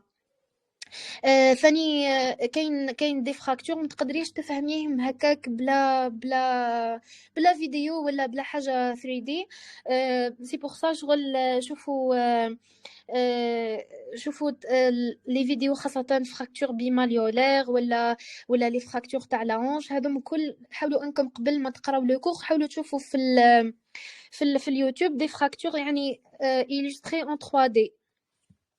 والايغونيفرو حنا قريناها في 3 سيمين، تما ما كانش عندي زعما ما كانتش عندي الفرصه اني نحوس ولا برك. لازم غابيل لازم غابيل فيزيولوجيك في النفخو، لازم خلاه بعد. باسكو ما تقدريش بعد تقراي وانت ما تعرفيش لا فيزيولوجي. وثاني لي كور حاولوا انكم تركوشيو باسكو النفرو خاصه تحتاج شويه فيها لي ديتاي، وكم تعرفوا تاع لي كاتيون لي زانيون اكسيتيرا، دوك كل يحتاجوا انك تعاود تقراي وتعاودي. التروازيام موديول لا بيدياتري، حنايا بيدياتري عقبناها كروك. شوفي البيدياتري ننصحكم بداو تقراوها من الاول، ما تخليوش لي كور يتراكموا عليكم، باسكو فريمون لي كور تاعها شويه لوغ، يحتاجوا وقت، يحتاجوا انك ديري دي كوش بزاف، على الاقل 2 كوش ولا 3 كوش، ما يوصل ليكزامان تلقاي روحك قيس شغل هذيك على سيمين تخليها الريفيزيون، ما تخليهاش شغل هذاك وين ديري دي كور جدد. ثاني ننصحكم ديروا دي ستاج في لي زورجونس في لي زورجونس بيدياتريك، حاولوا تشوفوا لي شيما تاع الازماتيك، تشوفوا الباسيون كي يجيكم ازماتيك كيفاه شغل، هذوما لي موتيف دو كونسلطاسيون لي بلو فريكون عندك، باغ اكزومبل لي زوسكولتاسيون، خاصة قلت لكم هذوم لي موتيف لي بلو فريكون، حاولوا انكم تستاجيو بزاف في لي زورجونس. اندوكرينو لازم غابيل حتى هي في الاول، غابيل خفيف برك هكا باه تعرفوا رواحكم واش حتقراو، يعني ما تبداوش مثلا لا تيرويد كيفات لا فيزيولوجي تاعها، باغ اكزومبل لي زاكس تاعنا هرمونو، هذم كل ديروا لهم غابيل، وشغل في هذم كل حلوا لي كوسيان، شغل ما تخليوش لاخر لحظه وتحلوهم. مثلا كملت كور هكا نضرب طلع على لي كوسيان نشوف واش يجيبوا على واش يركزوا. وكيما قلت لكم حاولوا تقسموا لي كور تاعكم واش هو لي بلوز اسونسيال اللي ما لازمش نخرج من الموديول وانا ما نعرفوش، والحوايج اللي حنجيب بهم لا نوت برك ونقدر من بعد نزيد يعني يتبدلوا افيك لو طون. عندك الجينيكو، عندك في اللوبستيتريك، لوبستيتريك امبوسيبل انا شخصيا ما قدرتش خلاه نقراها يعني باللي كور تاعنا، ولا لازم تشوفي 3 دي، لازم تشوفي هكا تشوفي زعما الباس وتشوفي لي زاكوشمون والاخرين تشوفيهم الكل في اون 3 دي. عندك واحد لاشين يسميوها اناتو 3 دي، هذه فيها لوبستيتريك يبينوا لك كيفاه. كاين ادم روماني اللي يدير لي زاكوشمون تاع لي تيب تاع لي بريزونطاسيون اكسيتيرا، هذوم الكل اللي يديرهم. وعندك ميديسين اشكا الجيريا، هذه شغل دي زونجسترمون تاع لي بروف نورمالمون تاع كورونا، يشرحوا لك شغل يشرحوا لك كيما نقولوا لي كور. وثاني الحاجه اللي انا الحاجه اللي تخليني شغل هكا نتشد للموديول ونحبه اكثر هما لي دوكيومونتير، نحب شغل نشوف هكا نشوف لي دوكيومونتير ونشوف لي انترفيو مع لي بروفيسور، ولا كيما كان تعرفوها الو دكتورز، ولا كاين في الجينيكو كاين لا ميزون دي ماتيرنيل تهبل خلاص، شغل حاولوا انكم ولو تتفرجوا هكا حتى 5 مينوت ولا 10 مينوت هكا تديو بريافمون ايدي على لو كور اون جينيرال، ومن بعد باه تروحوا لي ديتاي في لو كور تاعكم. وفي لا فان عندنا لا بسيكياتري سيتي يعني ان موديول تري انتريسون، يعني يخرجك من الكومفورت زون تاع الميديسين كامله، ويخليك تعرفي اون نوفيل سبيسياليتي شغل دومين مختلف خلاه. لا بسيكياتري نعطيكم واحد دوكيومونتير تفرجوه اسمه فواياج او كور دو لا بسيكياتري اون الجيري، شغل هذا كان في قسنطينة، شغل في اوبيتال تاع بسيكياتري، وشغل هكا تشوفوا فيهم لي سكيزوفرين، تشوفوا فيهم لي بيبولير، شو اسمهم لي ديبريسيف اكسيتيرا. وثاني لي دوكيومونتير تاع لي زورجونس، كاين واحد السيري اسمها اورجونس بسي كاينه في اليوتيوب، حاولوا انكم هكا تتفرجوها وتديو منها شغل تديو منها لي زانفورماسيون، حاولوا انكم مثلا كي يجي موتيف كونسلطاسيون في لي زورجونس هكا حاولوا انكم انتم تعرفوه قبل ما الميدسان يمد لكم واش هو دياغنوستيك ولا. وثاني لي ستاج، حاولوا انكم ما تخافوش من لي مالاد في البسيكياتري، حاولوا انكم تهضروا معاهم، يعني باينه بتوازن، بس حاولوا انكم تهضروا معاهم تشوفوا لي ديلير كيفاه، تشوفوا الانسان الديبريسيف لي زيتا ديبريسيف كيفاه، لي هيستوار د لا مالادي تاعهم، لي سكيزوفرين اسونسيال. هادو هم الحوايج اللي حيبقاو لكم في راسهم، مش كيما تقراي كورس سكيزوفريني كيما تشوفي انسان قدامك سكيزوفرين ويبدا يحكي لك واش دار واش صرالو اكسيتيرا. هذه يعني بغيافمون الحوايج اللي انا ساعدوني في لا 5 اني، وان شاء الله يفيدوكم حتى انتم. بارك الله فيكم. ونزيد لكم لاشين اللي راني داخله بها حاليا كوسيماني 5 اني، هذه راكم تلقاو شاك موديول تلقاو اون ليست ايبينغلي الفوق، فيها كامل لي جي ام دي، لي سيبور، لي ليف، لي تيمونياج، لي درايف، كامل واش تحتاجه في هذه الرحلة، بحكم أني حاليا طالبة طب سنة سادسة أيضا ومريت بهذه السنوات. ويكفي أنكم أيضا في لا ريشيرش تاع تيليجرام تكتبوا كيوسيماني، كيوسيماني تلقاو بقية السنوات من السنة الأولى حتى الانترنا وحتى الريزيدانا، وكل هذا مجانا يعني. ربي يتقبل إن شاء الله صدقة جارية على روح جدي وجدتي رحمهم الله. آمين يا بارك ربي، ربي فيك يتقبل. يا سندس على هذه الإجابة وعلى هذه النصائح. كفيتي ووفيتي. ننتقلوا ولا ما ننتقلوش للجزء الخاص؟ بدينا راح نطولوا. ختامها مسك حرفيا. نعم. معليش. يا أخي، فقط الوقت برك قداه عندي، بس أنا إذا بديت نحكي في هذا الدومين ما نعرف إذا نراعي الوقت ولا شغل هكا 10 مينوت ولا 15 مينوت قداه كان. كما كتبت لك في نعم. الانترفال، لكن لا بأس إذا كما كتبت لك في الانترفال، كما بعثت لك صباح، لكن لا بأس أنه نعم. نتعدى قليلا، ماشي خسارة في نعم. هذا الموضوع طبعا. آه. إذا سندس، القرآن الكريم كان حاضرا في مسارك. احكينا كيفاش ساعدك، كيفاش كان أثر حفظك للقرآن وتلاوته، كيفاش كان أثر ذلك على تركيزك، على صبرك، على دراستك، كيفاش كان أثر القرآن في فترات الضغط والخوف، خصوصا الفترة هذه اللي قبل الامتحانات. وبين قوسين المستمعين رانا حاطين جزء خاص بالرسائل، عفوا بالتعليقات.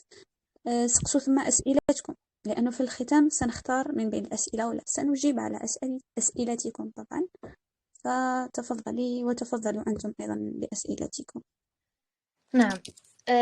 أولا، أنا رحلتي مع القرآن يعني الحمد لله لم تبدأ مع الطب، يعني بدأت قبل ما ندخل طب. ملي كنت صغيرة شغل كان هذاك الميليو تاع اني احفظ القرآن واني احضر مجالس يعني تلاوة القرآن وكذا، وكان عندي شيخ ادرس عليه وكذا، وختمت القرآن يعني في سن صغيرة. ويعني هذا الشيء كان عنده ايجابيات كما كان عنده سلبيات. كنت سبحان الله ملي كنت صغيره كان يعني كنت متميزه بالقران. هي صح كنت نقرا وكنت كذا، بصح صدقيني اذا الانسان اعطاه ربي سبحانه وتعالى القران راح يميزه بهذاك الشيء. ما كانش حاجه تعلو على القران، كما في حديث النبي صلى الله عليه وسلم: ان ربي سبحانه وتعالى اعطى الانسان القران ثم شاف إنسان آخر خير منه، معناتها راهو إزدرى نعمة الله عليه. وش معناتها راهو قال يا ربي راك ما عطيتنيش نعمة. وبالتالي حبيت نقولكم إنه القرآن هو أكبر نعمة ممكن يعطيها لك ربي سبحانه وتعالى. وشغل انا قلت لك ختمت القرآن في سن صغيرة، ويعني قلت لك كان عندها ايجابيات وكان عندها سلبيات. من السلبيات انه ما كنتش نستشعر النعمة اللي اعطاها لي ربي سبحانه وتعالى. كنت صح احفظ القرآن واشارك في المسابقات، ويعني كان الانسان عنده قدر يعني بين الناس، والحمد لله يعني كبرت شغل والقرآن حاسني وحافظني من كل شيء. يعني حتى في دراستي كنت يعني أبذل، ويحسوا بها أخلاق هذه اللي يقرأوا القرآن يعني من الصغر. كنت أبذل القليل وربي سبحانه وتعالى يزكي لي هذاك العلم ويعني يبارك لي في النقطة تاعي وندي مليح. شغل كنت من الأوائل ملي كنت صغيرة، ابتدائي سي بي ام اكسترا. بصح ما كنتش يعني عايشة مع القرآن، ما كنتش أتدبر المعاني ولا يعني أستشعر نعمة ربي سبحانه وتعالى عليا. إلى أن وصلت ديت الباك ودرت ميدسين. وشغل انا لا ميدسين كانت من قبل خلاه هذيك هي الحاجه اللي اطمح اليها، كنت حبتها شغل. ويعني بين قوسين اذا ما كنتش تحب الميدسين ماكش راح تبدع فيها، وماش حيبقى لك هذاك الشغف انك تبقى تقدم للميدسين رغم كل الظروف اللي رانا عايشينها في الجزائر وكذا. انك تحب لا ميدسين وانك كما قلت لكم تخليوا النيه تاعكم عاليه لربي سبحانه وتعالى، هذيك اللي تخليك راح تبدع في الميدسين. المهم بعد كي دخلت لا ميدسين سبحان الله تبدلت نظرتي لبزاف اشياء. في العام الاول كما كل يعني طالب طب تفاجأت بكمية المعلومات وتفاجأت بالميليو توكسيك اللي تحطيت فيه والنيجاتيفيتي وكلش. سبحان الله وشي هو الشيء اللي خرجني من هذيك الديبريسيون؟ كان القرآن. كانت يعني علاقتي بربي سبحانه وتعالى هي محور حياتي حرفيا، هي اللي خرجتني من الظلمات إلى النور. قلت لك أني صح كنت حافظة للقرآن، بصح كنت حافظة لحروفه فقط. كنت يعني صغيرة، مانيش فاهمة شغل كيف واش معناتها أني أحفظ بتدبر وأني مثلا كاين علم شرعي وطالب علم شرعي وكذا وكذا. سبحان الله، قلت لك كي دخلت في هذيك الفترة اللي ماهيش مليحة في حياتي، وش هي الحاجة اللي خرجتني وخلتني يعني خلتني نخرج من هذيك الأشياء اللي ماهيش مليحة اللي كنت نديرها، ولا هي صحبة القرآن. شغل بديت دخلت في برنامج لطلب العلم الشرعي، وبديت شغل أتعرف على ديني، أتعرف على ربي سبحانه وتعالى. بديت نعرف وش هي التزكية، كيفاه أزكي نفسي، كيفاه يعني نشوف وش هي الصفات السلبية فيها ونحاول نصلحها، كيفاه نتقرب لربي سبحانه وتعالى.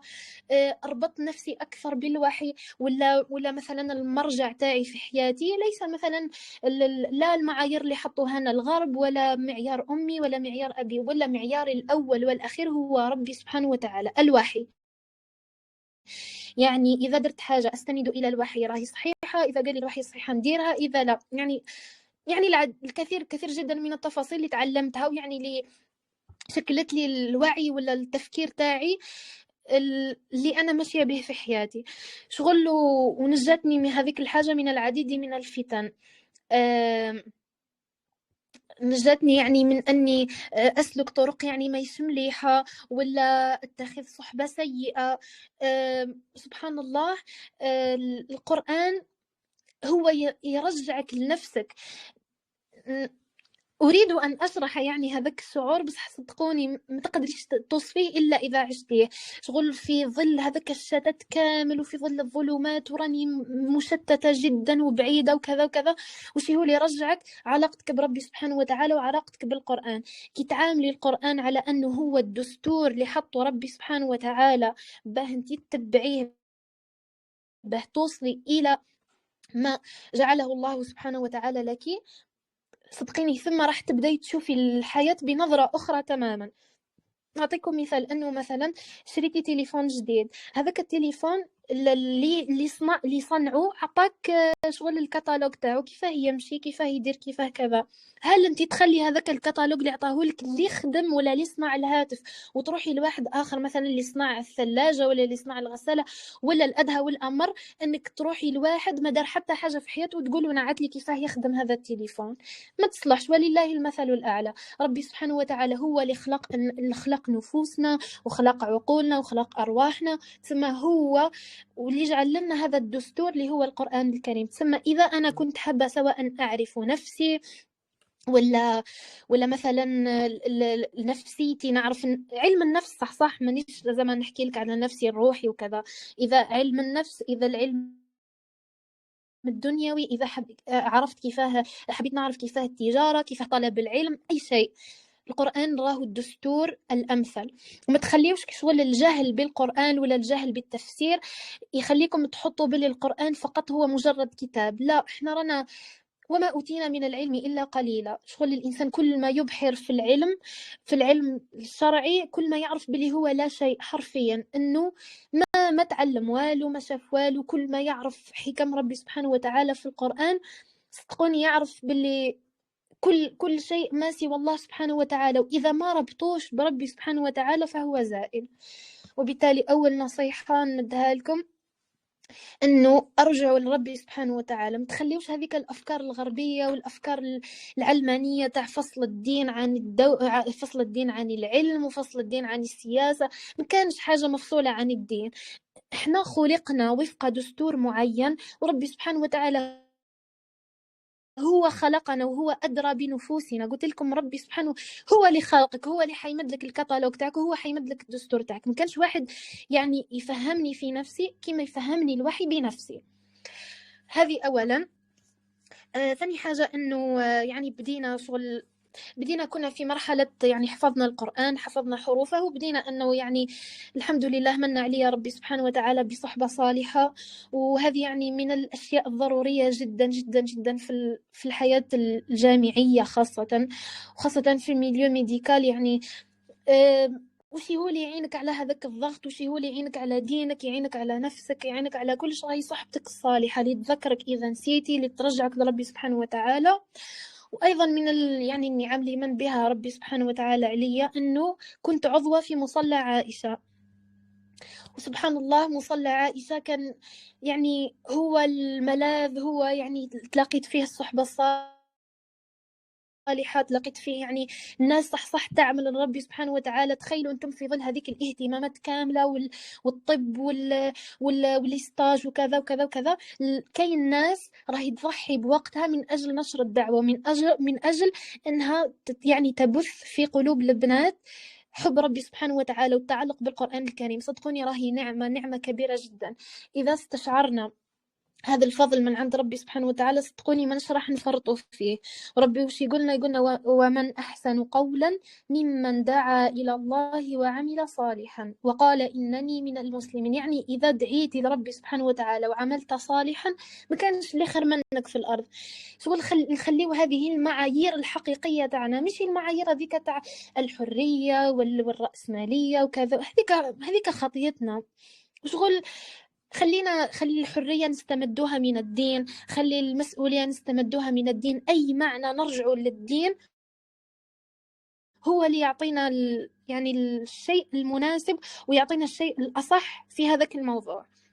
قلت لكم أنه كنت في لجنة مصلى عائشة، ثم بديت نشارك. ما نقولكمش كانت سهلة عليا في الأيام الأولى، يعني كنت نقرأ قرآن نقري أونلاين، نقري ثاني في المصلى.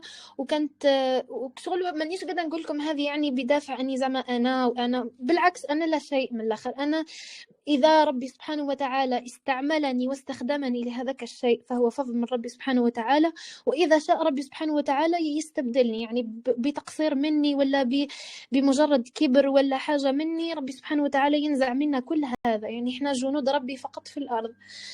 قلت لكم إنه في الأول يعني ما كانتش سهلة. ما تقولوش مثلا إنه الإنسان راح كي يبدأ مثلا يتعلق بالدين وكذا إنه راح تسهل حياته. بالعكس، كل تشريف فهو تكليف. يعني كل ما زاد التشريف تاعك كل ما زاد التكليف تاعك. تولي يعني وقتك مقسم بدقة، تعلمك الانضباط، تعلمك الصدق مع ربي سبحانه وتعالى، تعلمك بزاف حوايج. انا الشغل المصلى ما علمنيش فقط انه ولا اي نشاط اخر، يعني ما علمنيش فقط انه مثلا نشارك في هذيك النشاطات ولا نشارك في اللجنه ولكن علمني الانضباط، علمني المسؤوليه، علمني نتعامل مع لي كاتيجوري تاع العباد الكل، علمني بزاف حوايج. فهمتوا شغل هذا من ناحيه يربطك بدين ربي سبحانه وتعالى، ومن ناحيه يطور مهاراتك ثاني في الدنيا. كما قلت لكم كطبيب تحتاج مهارات تواصل، مهارات اجتماعيه، مهارات يعني عاطفيه كذا. هذه النشاطات تخليك يعني تستثمر طاقتك في شيء نافع. وصدقوني ما تقولوش باللي هذه راح تصدني على قرايتي وكذا وكذا وكذا. إذا تخلصتي من الخلطة وتخلصتي من يعني الأشياء السيئة ولا فضول الأشياء وكذا، صدقوني راح تكون هذاك هو المتنفس تاعكم كي تستشعروا أنه ربي سبحانه وتعالى اصطفاكم به تخدموا للدين ولا أنكم تقرأوا قرآن ولا. صدقوني هذاك هي البليزير كامل. المهم القرآن، كنت يعني في أوقات نراجع هكا قرآن قدر معين، وفي أوقات يعني كي تقرب لي زيكزاما ولا الإنسان ربي يسامحنا ينقص من هذاك القدر. صدقوني نلقى تعسير في قرايتي. الإنسان كي يعتاد على القرآن يولي يحس وش معناتها البركة وش معناتها الوقت. كما نقولوا نحن مسلمون نعول على البركة لا على الوقت. كي تعودي تقرأي قرآن ومن بعد تتخلاي ولا تنقصي من وردك راح تولي تستشعري الفرق. مستحيل يكون القرآن هو الذي يصدك عن دراستك، هذه ديريها في بالك. مستحيل. إذا صدقتي في طلبه وإذا صدقتي في حفظه وأخلصتي في النية تاعك مع ربي سبحانه وتعالى، صدقوني أنا يصراو معايا حوايج ما نقدرش كشغل هكا بالاشياء الواقعيه ولا ما تصراش. بصح ببركه القران وبفضل ربي سبحانه وتعالى يعني يفتح لك ويسر لك ويمد لك يعني اشياء ما تحلمش بها اصلا. ومن نعم ربي سبحانه وتعالى عليا انه رزقني يعني هذيك الايه تاع سورة مريم: إن الذين آمنوا وعملوا الصالحات سيجعل لهم الرحمن ودا. سبحان الله، كي تعودي تعملي لربي سبحانه وتعالى مش للناس، تكوني مخلصة نيتك لربي سبحانه وتعالى، سبحان الله ربي يسخر لك العباد، يسخر لك الناس، يسخر لك صدقوني بطريقة ما نقدرش نوصفها لكم. مثلا كنت ما نلقاش انغيسترمون مثلا، تفوت عليا هكا ما نروحش ناسيستي، ولا سبحان الله تجيني وحده تقرا معايا تقول لي سندس كيما اسيستي اليوم اني درت انغيسترمون، هاكي لانغيسترمون. شغل مثلا قادر يفوت عليا ظرف ولا ما نقراش مليح، ولا سبحان الله في هذيك الليله اللي حنعقب ولا قبل بشويه ربي يفتح عليا ونقدر نهز دي زانفورماسيون بزاف خلاه، ونقدر نجيب ونماجوري وندي مليح خلاه. شغل هذا كلهم صدقوني ببركه القران. مثلا كيما في الجينيكو كان عندنا شغل نشاط في المصلى، وكنا شغل احنا كل تاع اللجنه كنا مشغولين بزاف خلاه. وسبحان الله قد نحكي لكم فيها هذه باه تديو العبره انه اي جهد تقدميه لربي سبحانه وتعالى وفي سبيل ربي سبحانه مستحيل ما يرجع لك بطريقه او باخرى. قلت لكم من بعد كي وصل ما قريتش شغل في لي سيمين الاولين، وانا ملفه نبدا نقرا من الاول، بعد ملفه نبدا من اللي يبدا الموديول نبدا معاه. قولوا السمانه الاولى ولا 15 جوغ الاولى ما قريتش بيان. من بعد سبحان الله قريت ولحقت وبارك لي ربي في وقتي، وشوف وتفرجت بزاف حوايج، وبالك اكثر موديول حبيته واكثر موديول ميتريزيته هو لا جينيكو. سبحان الله كي عقبنا ليكزامان كنت انا باغمي لي غار بيرسون اللي طلعت شغل الموديول، وكاينين باغ كونطخ وحايد قرا وكذا وكذا، وشغل جابوه لنا كروك وحنا كنا معودين كسيام وما طلعوش شغل. هذه بقى نقول لكم باللي سبحان الله والله الفتوحات تاع ربي سبحانه وتعالى مع القرآن ومع العمل للدين راهي لا تحصى خلاص. واللي ربي يطرح لكم البركة في الأهل، في العلاقات، في يعني في أنفسكم، بعد في وقتكم، في طاقتكم، في كلش. ايضا من الحوايج اللي ربي سبحانه وتعالى من بها عليا اني كنت نروح للمخيمات القرانيه، انه كنا يعني يامات هكا مغلقه نسخروها ان نقراو كتاب ربي سبحانه وتعالى. بزاف حوايج شغل بزاف فتوحات تتبع هذاك الشيء. تاكدوا انه القران اذا اعطيتوه شيء، اذا اعطيتوه وقتكم حيعطيكم بركه يعني لا تتصور. وثاني هذيك تاع نقولوا انه الميديسين الضغط هذاك ما يخليوناش نقراو قران. كانت صديقتي تقول لي واحده النصيحه قلتها لي قبل وشغل اذا حطيناها يعني معيار نمشيو عليه صدقوني راح ننجحوا خلاص في حياتنا. كانت تقول لي كلما زاد همك زيدي في وردك، يعني كلما تضاعف الهم تاعك ضاعفي الورد، مش العكس. ماشي كل ما يتضاعف الهم تاعنا نحنا نقصوا الورد، العكس. شغل كل ما الانسان يحس روحه مخنوق، كل ما يحس روحه ستريسي، كل ما هكا يخلي عليه كل شيء يروح يلجأ لربي سبحانه وتعالى، يلجأ انه يقرا كتاب ويدبر في كتاب ويبذل لربي سبحانه وتعالى، يمد صدقه، يدعي ربي. اليس المخازين كلها بيد ربي سبحانه وتعالى؟ مخازين الخير كلها يا اخي بيد ربي سبحانه وتعالى. اذا انا استثمرت وقتي فيما يرضي ربي سبحانه وتعالى مش راح يمد لي بين، راح يمد لي وراح يضاعف لي في جهدي وفي وقتي وكذا. وقلت لكم هذا ايضا خلاني اني نشوف لا ميديسين ليست فقط سبيسياليتي، راهي ثغر عظيم راني واقفه عليه قدام ربي سبحانه وتعالى، وراه اصطفاء من ربي سبحانه وتعالى. وان اتولى عنه يستبدل ربي قوما غيري ثم لا يكونوا امثالي. يعني هذه راهي مسؤوليه قدام ربي سبحانه وتعالى. وشغل ما نقراوش فقط من اجل المكانه ولا من اجل الدراهم، ولا مش حنقول لكم هذيك النظره المثاليه تاع لا ان نقرا ونمد دراهمي ولا باينه شغل بدي الانسان راح يدي اجره معينه كذا، بصح نيته الاسمى لوش انه ينفع المسلمين، انه يرضي ربي سبحانه وتعالى، انه يحقق العبوديه لله سبحانه وتعالى. ايضا اللي عندها يعني حابه تحفظ القران نقولها مديله وقتك، مديله وقت، مديله أولوية وقتك، مديله يعني خيار وقتك. احنا كل غلطناها الغلطة هذه تاع أن نمدوا فضول الأوقات للقرآن الكريم. ربي يغفر لنا، رانا مقصرين جدا جدا جدا في القرآن. شغل مثلا إذا تضغط الإنسان يقول معليش دوك نكمل الكور ونقرأ، ولا دوك نسمع لونجستغمون ونقرأ. صحيح لا، ربي سبحانه وتعالى يقول لك وإنه لكتاب عزيز لا يأتيه الباطل من بين يديه ولا من خلفه تنزيل من حكيم حميد. وش معناتها؟ معناتها القرآن راهو كتاب عزيز، يعني عنده عزة. إذا ما عطيتيهش وقتك وما عطيتيهش أفاضل أوقاتك، صدقيني ماكش راح تدي منه كما ينبغي. وحتى لكن ربي سبحانه وتعالى من عليك، راهو موش هذاك هو يعني الشيء الأخص به يمدهولك ربي سبحانه وتعالى. وأيضا ربي وش يقول لك؟ ثم أورثنا الكتاب شكون؟ الذين اصطفينا من عبادنا. يعني هذا الكتاب ما مدوش ربي للناس الكل. كان يقول لي أبي بكري من اللي كنت صغيرة شغل يقول لي هذه الفكرة وكبرت بها بعد، يقول لي ربي سبحانه وتعالى يمد طب للناس الكل. يقول لي شوفي قدها في البرومو هاي كاين 600 700 1000 2000. قال لي بصح القرآن ما يعطيهش ربي للناس الكل، يعطيه ربي إلا اللي اصطفاهم. وهاي الآية صريحة تقول لك ثم أورثنا الكتاب الذين اصطفينا من عبادنا. وأيضا ربي وش يقول لك؟ إن الذين يتلون كتاب الله وأقاموا الصلاة وأنفقوا مما رزقناهم سرا وعلانية، وش الجزاء تاعهم؟ يرجون تجارة لن تبور. ثم نخليو الميدسين جزء من حياتنا، ولا جزء من الهدف تاعنا اللي حيوصلنا لربي سبحانه وتعالى، وما يشي كل حياتنا. إذا شغل فوكستي كل تركيزك على الميدسين وخليتيها شغل فقط العلم الدنيوي اللي لازم ندي ونوصل ونولي هك ونولي هك، صدقيني راح تخسري في الدنيا وفي الآخرة. وإذا أعرضتي عن ذكر ربي سبحانه وتعالى فإن له معيشة ضنكا. حاولي أنك ديما ديما ديما تخلي ورد من القرآن مهما تغيرت الظروف.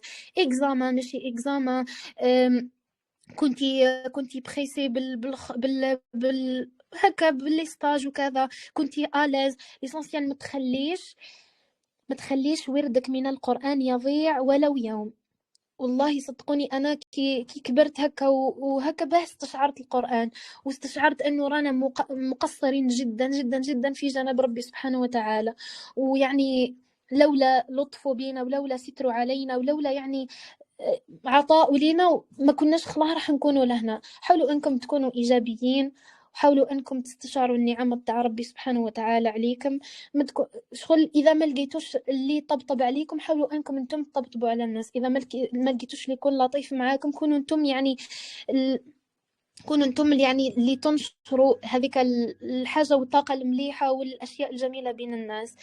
وأيضا من الأشياء يعني اللي تبارك في السعي وتبارك في العلم هي الزكاة والعلم، هي نشر العلم عفوا. وش يقول لك العبارة؟ زكاة العلم نشره. انه جربوها من انفسكم برك. كي تمدي مثلا تفهمي صاحبتك معلومه ولا تفهميها كور، ماشك راح تنسيه خلاص، راح يبقى لك مرسخ في ذهنك. ومثلا تقولي لا انا قريت واسيستيت وكذا وكذا، وهم يجيو من الاخر يطلبوا معلوم. معليش خلي على روحه. انا ندير اللي عليا، نمدلو اسيدي. كي نمدلو انا راح تنقص مني؟ بالعكس مش راح تنقص مني، انا قاعده نبذل لربي مش للانسان. هذا الانسان راهو مجرد سبب فقط، بصح انا راني نمد لربي سبحانه وتعالى. نخلي انا قلبي الكبير انا اللي نمد، حتى ما يمدوليش الناس معليش مانيش قادره نمد فيها للناس، نمد فيها لربي سبحانه وتعالى. المهم هناك العديد من المعاني يعني التي تصب في يعني انه تكوني معلقة كلش في حياتك بربي سبحانه وتعالى. ما تخليش حتى حاجة تخرج عن نطاق أنه أنا لربي، أنا بالله وإلى الله. ما كانش حاجة في يومي تمضي دون نية ولا دون احتساب للأجر يعني في سبيل ربي سبحانه وتعالى. وحاولوا أنكم تنفعوا الناس. كما قلت لكم خير الناس أنفعهم للناس، يعني راكي ديتي الخيرية كاملة إذا نفعتي غيرك. إذا كنت يعني طبطبي على رفيقاتك، تشوفي واحدة مثلا مهمومة ولا حاولي أنك تكوني انتي السند تاعها. حاولي أنك تمدي المعلومات اللي تعلمتيها، تنشري التجربة تاعك. شغل هذا كامل يدخل في أنك تحقي في العبودية لربي سبحانه وتعالى بالميدسين. ما نخليوش الميدسين علم جامد فقط أنه نقرأ نكمل نروح نعقبنا كذا، لا نخليو شوية شغل نرجع لربي سبحانه وتعالى. ما تخليوش الأفكار هذيك الغربية والأفكار التافهة، نشوفها أفكار تافهة صدقوني. نخليو ديما غاياتنا أكبر، نرجعوا أنفسنا ديما لربي سبحانه وتعالى. وما تنساوش ديما وردكم من القرآن الكريم حفظا وتدبرا ويعني حتى لكان ضاقت بكم خلاص ما تنساوش حتى يعني تكون عندكم ورد من القراءة. يعني والحديث يطول جدا جدا جدا في هذا الموضوع، ولكن لضيق الوقت أكتفي بهذا القدر. إن شاء الله يا ربي يكون نفعكم. بارك الله فيك، كفيتي ووفيتي في هذا. إذا بالنسبة لأسئلة الجمهور،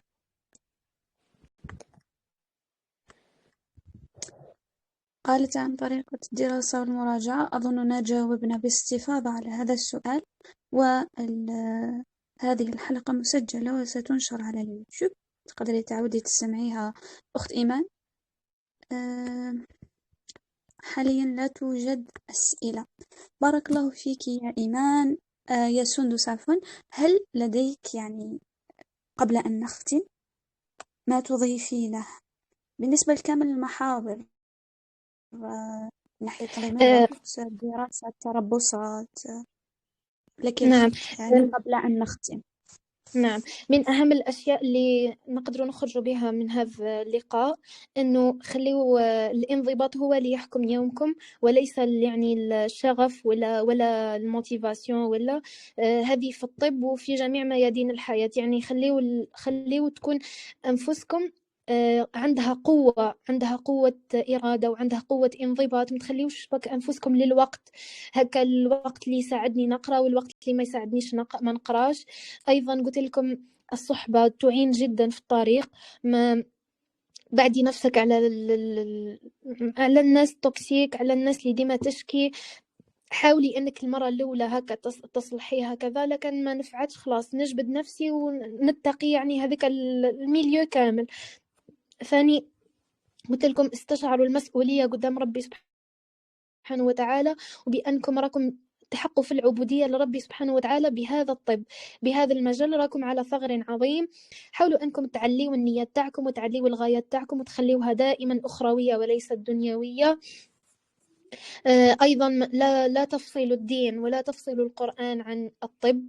راهو المتفوقين كامل والناس اللي عندها محسوب معظمها 90% تلقاوها حافظين للقرآن. وسبحان الله أن من خلال المخيمات ومن خلال يعني الملتقيات اللي نروح لهم نشوف باللي أنه اللي يحفظ القرآن كامل تقول لك نقرأ ميديسين ولا نقرأ ميديسين مونتير ولا شغل، تخليش اللي أعطاك العقل هذا كامل تخمم به وتقرأ به كمية ليكور هذا كامل، ما تديش من ولو 5% ولا 10% تتفقه فيه في دينك، لأنه شئنا أم أبينا هذا كله حتسأل عليه يوم القيامة. وإذا كنت يعني في يومك ما تحققش يعني ما عندكمش ورد معين من العبادات، يعني فحياتكم خالية. احنا اصلا مجموعة من الايام، ان ذهب يومنا ذهب بعضنا، كي تجمعين احنا وش عبارة عن ايام. وبالتالي ركزوا على يومكم يكون فيه يعني الدين، يكون فيه شوية دنيا، شوية دراسة الى اخره. حاولوا انكم تربطوا كلش بربي سبحانه وتعالى، و حاولوا انكم تبروفيتيو لو ماكسيموم من لي ستاج تاعكم. كما كانت تقولنا واحد البروف، دركا عندكم لا شانس انه واحد يعلمكم. نهار خلاف كي تكبروا وتولوا دي ميدسان ما كانش شكون يعلمكم، ما كانش شكون اللي يهز بيدك ويقول لك لا هذه غلطه وهذه صحيحه. خلاص لما تكون راك ريسبونسابل قدام مالاد، قدام سيتوياسيون، قدام كا قادر يموت لك قادر هكا، ثم اون بروفيت لو ماكسيموم من لي ستاج تاعنا. وما نسيت حاجة ما قلتهاش. ايفيتيو شهادات الزور، انه مثلا تروحوا تاسيستيو تروحوا تحضروا في بلاصة صاحبك وتكتبك ابسون يكتبك بريزون، ولا الغش ولا كذا. صدقوني طريق الباطل راهو قصير جدا. الانسان يكون هكا عنده مروءه وعنده كرامه، ما يدخلش في هذا المتاهات تاع الحرام وتاع نقصان المروءه تاع البنادم. ايضا حاولوا انكم تنفعوا بعضاكم، تكونوا شغل هكا انسان يحتاج معلومه نمدلو معلومه. انسان مثلا جا قصدني في حاجه، نمد له هذيك الحاجه، ما نبقاش انا مثلا نقول لا او هو كذا وانا ما لقيتش شكون يعلمني. خلاص انت ما لقيتش شكون يعلمك، انت علم الناس. بار اكزومبل انتم بعد عامين ولا حتوليو ديزانترن في السيرفيس، مش لازم تتكبر وتقول انا انترن وهذاك بروميير اني دوزيام اني وعلاه جيتي هنا. خلاص انا اللي تحت مني نعلمه، حتى درك سانكيام اني ولا تلقى واحد تحت منك علمه حاجه. صدقيني شغل هذيك الحاجة راهي في ميزان حسناتك أولا، وراهي راح تفيدك أنتي وتخليك ترسخي هذيك المعلومة. هذا يعني باختصار. وتعتبر صدقة جارية كونه راح نعم يختم بها أكيد. لبقى حياته. نعم كاينة أكيد. أخت في نعم. الأسئلة، كانوا طلعوا تعليقات ما شفتش سؤالها، لكن كي طلعت لقيته: كيف نتغلب على النسيان، خاصة أنه نكون أجور ومن نرجع الكل نلقاه تبخر، ممكن؟ شوفي. نعم. شوفي هذا المشكل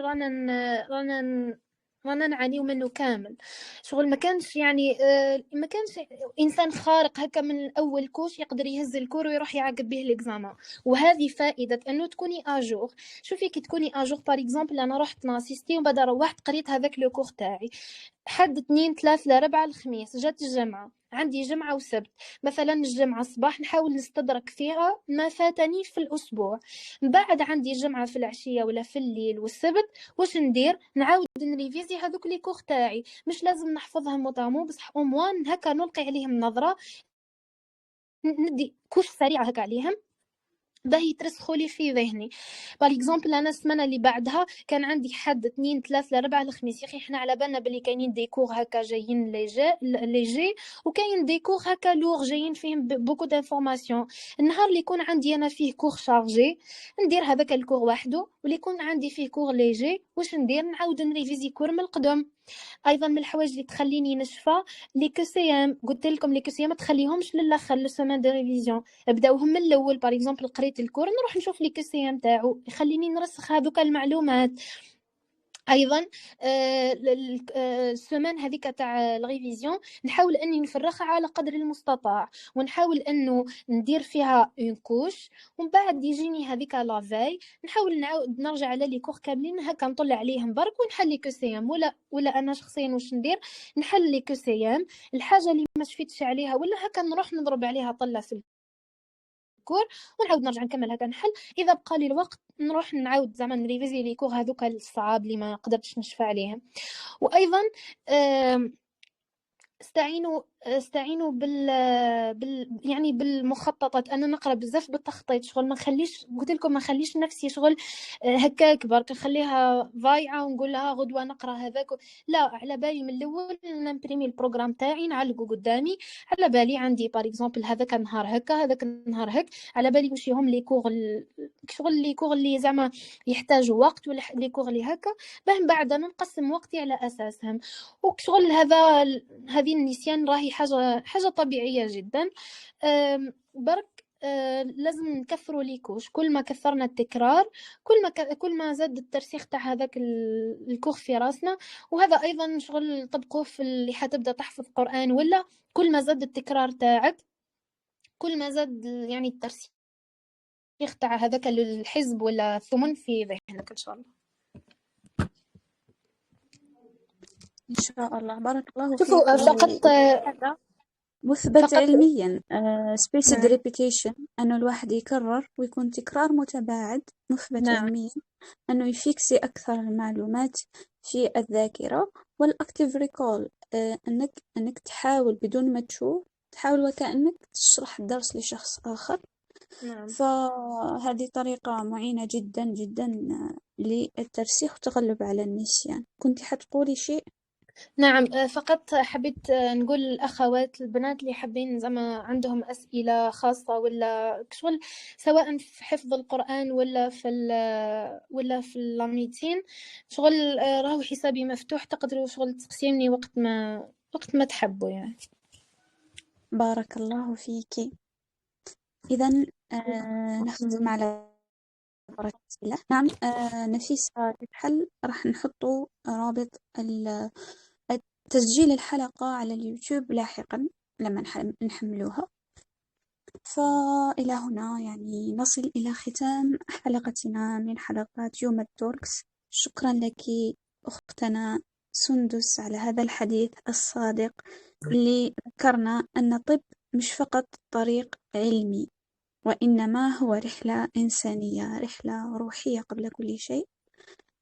تجربتك تثبت لنا أن النجاح الحقيقي ما يقاسش بعدد الساعات اللي قريناها ولا عدد الساعات اللي جوزناها في سبيطار، بل بالنية، سلامة القلب والاتصال دائم بخالقنا عز وجل. سنة خامسة طب هي مرحلة يتعلم فيها الطالب كيفاش يتحمل المسؤولية، كيفاش يواجه هذا التعب، هذاك الضغط، هذاك القلق، كيفاش يجيريه، كيفاش يحافظ على نفسه وسط كل هذا. وفي زحمة هذه المرحلة يعني كما قلتينا يبقى القرآن ملجأ وملاذا لنا، ويثبت قلوبنا، يمنحنا الطمأنينة ويعيد ترتيب الأولويات يعني كلما اختلطت علينا الطريق. لكل طالب وطالبة يستمعون إلينا اليوم، ما تخلوش الدراسة، ما تخلوش طب يسرقكم من أنفسكم، وما تسمحوش للضغط يطفئ نوركم الذي بداخلكم، وخذوا من العلم قوته ومن القرآن سكينته، وامضوا بثبات، والله ولي التوفيق. يعني علينا السعي والنتيجة رزق من الله. شكرا مجددا لك ضيفتنا، وشكرا لضيوفنا الذين بقوا يستمعوا فينا لغاية هذه الدقيقة. شكرا على حسن الاستماع، على ثقتكم، على متابعتكم. كانت معكم آية أنفال كوسيماني. نلتقي بكم بإذن الله في حلقة قادمة مع تجربة جديدة، قصة مختلفة، موضوع آخر مع يوم التولكس. السلام عليكم ورحمة الله تعالى وبركاته. اللهم وبحمدك نشهد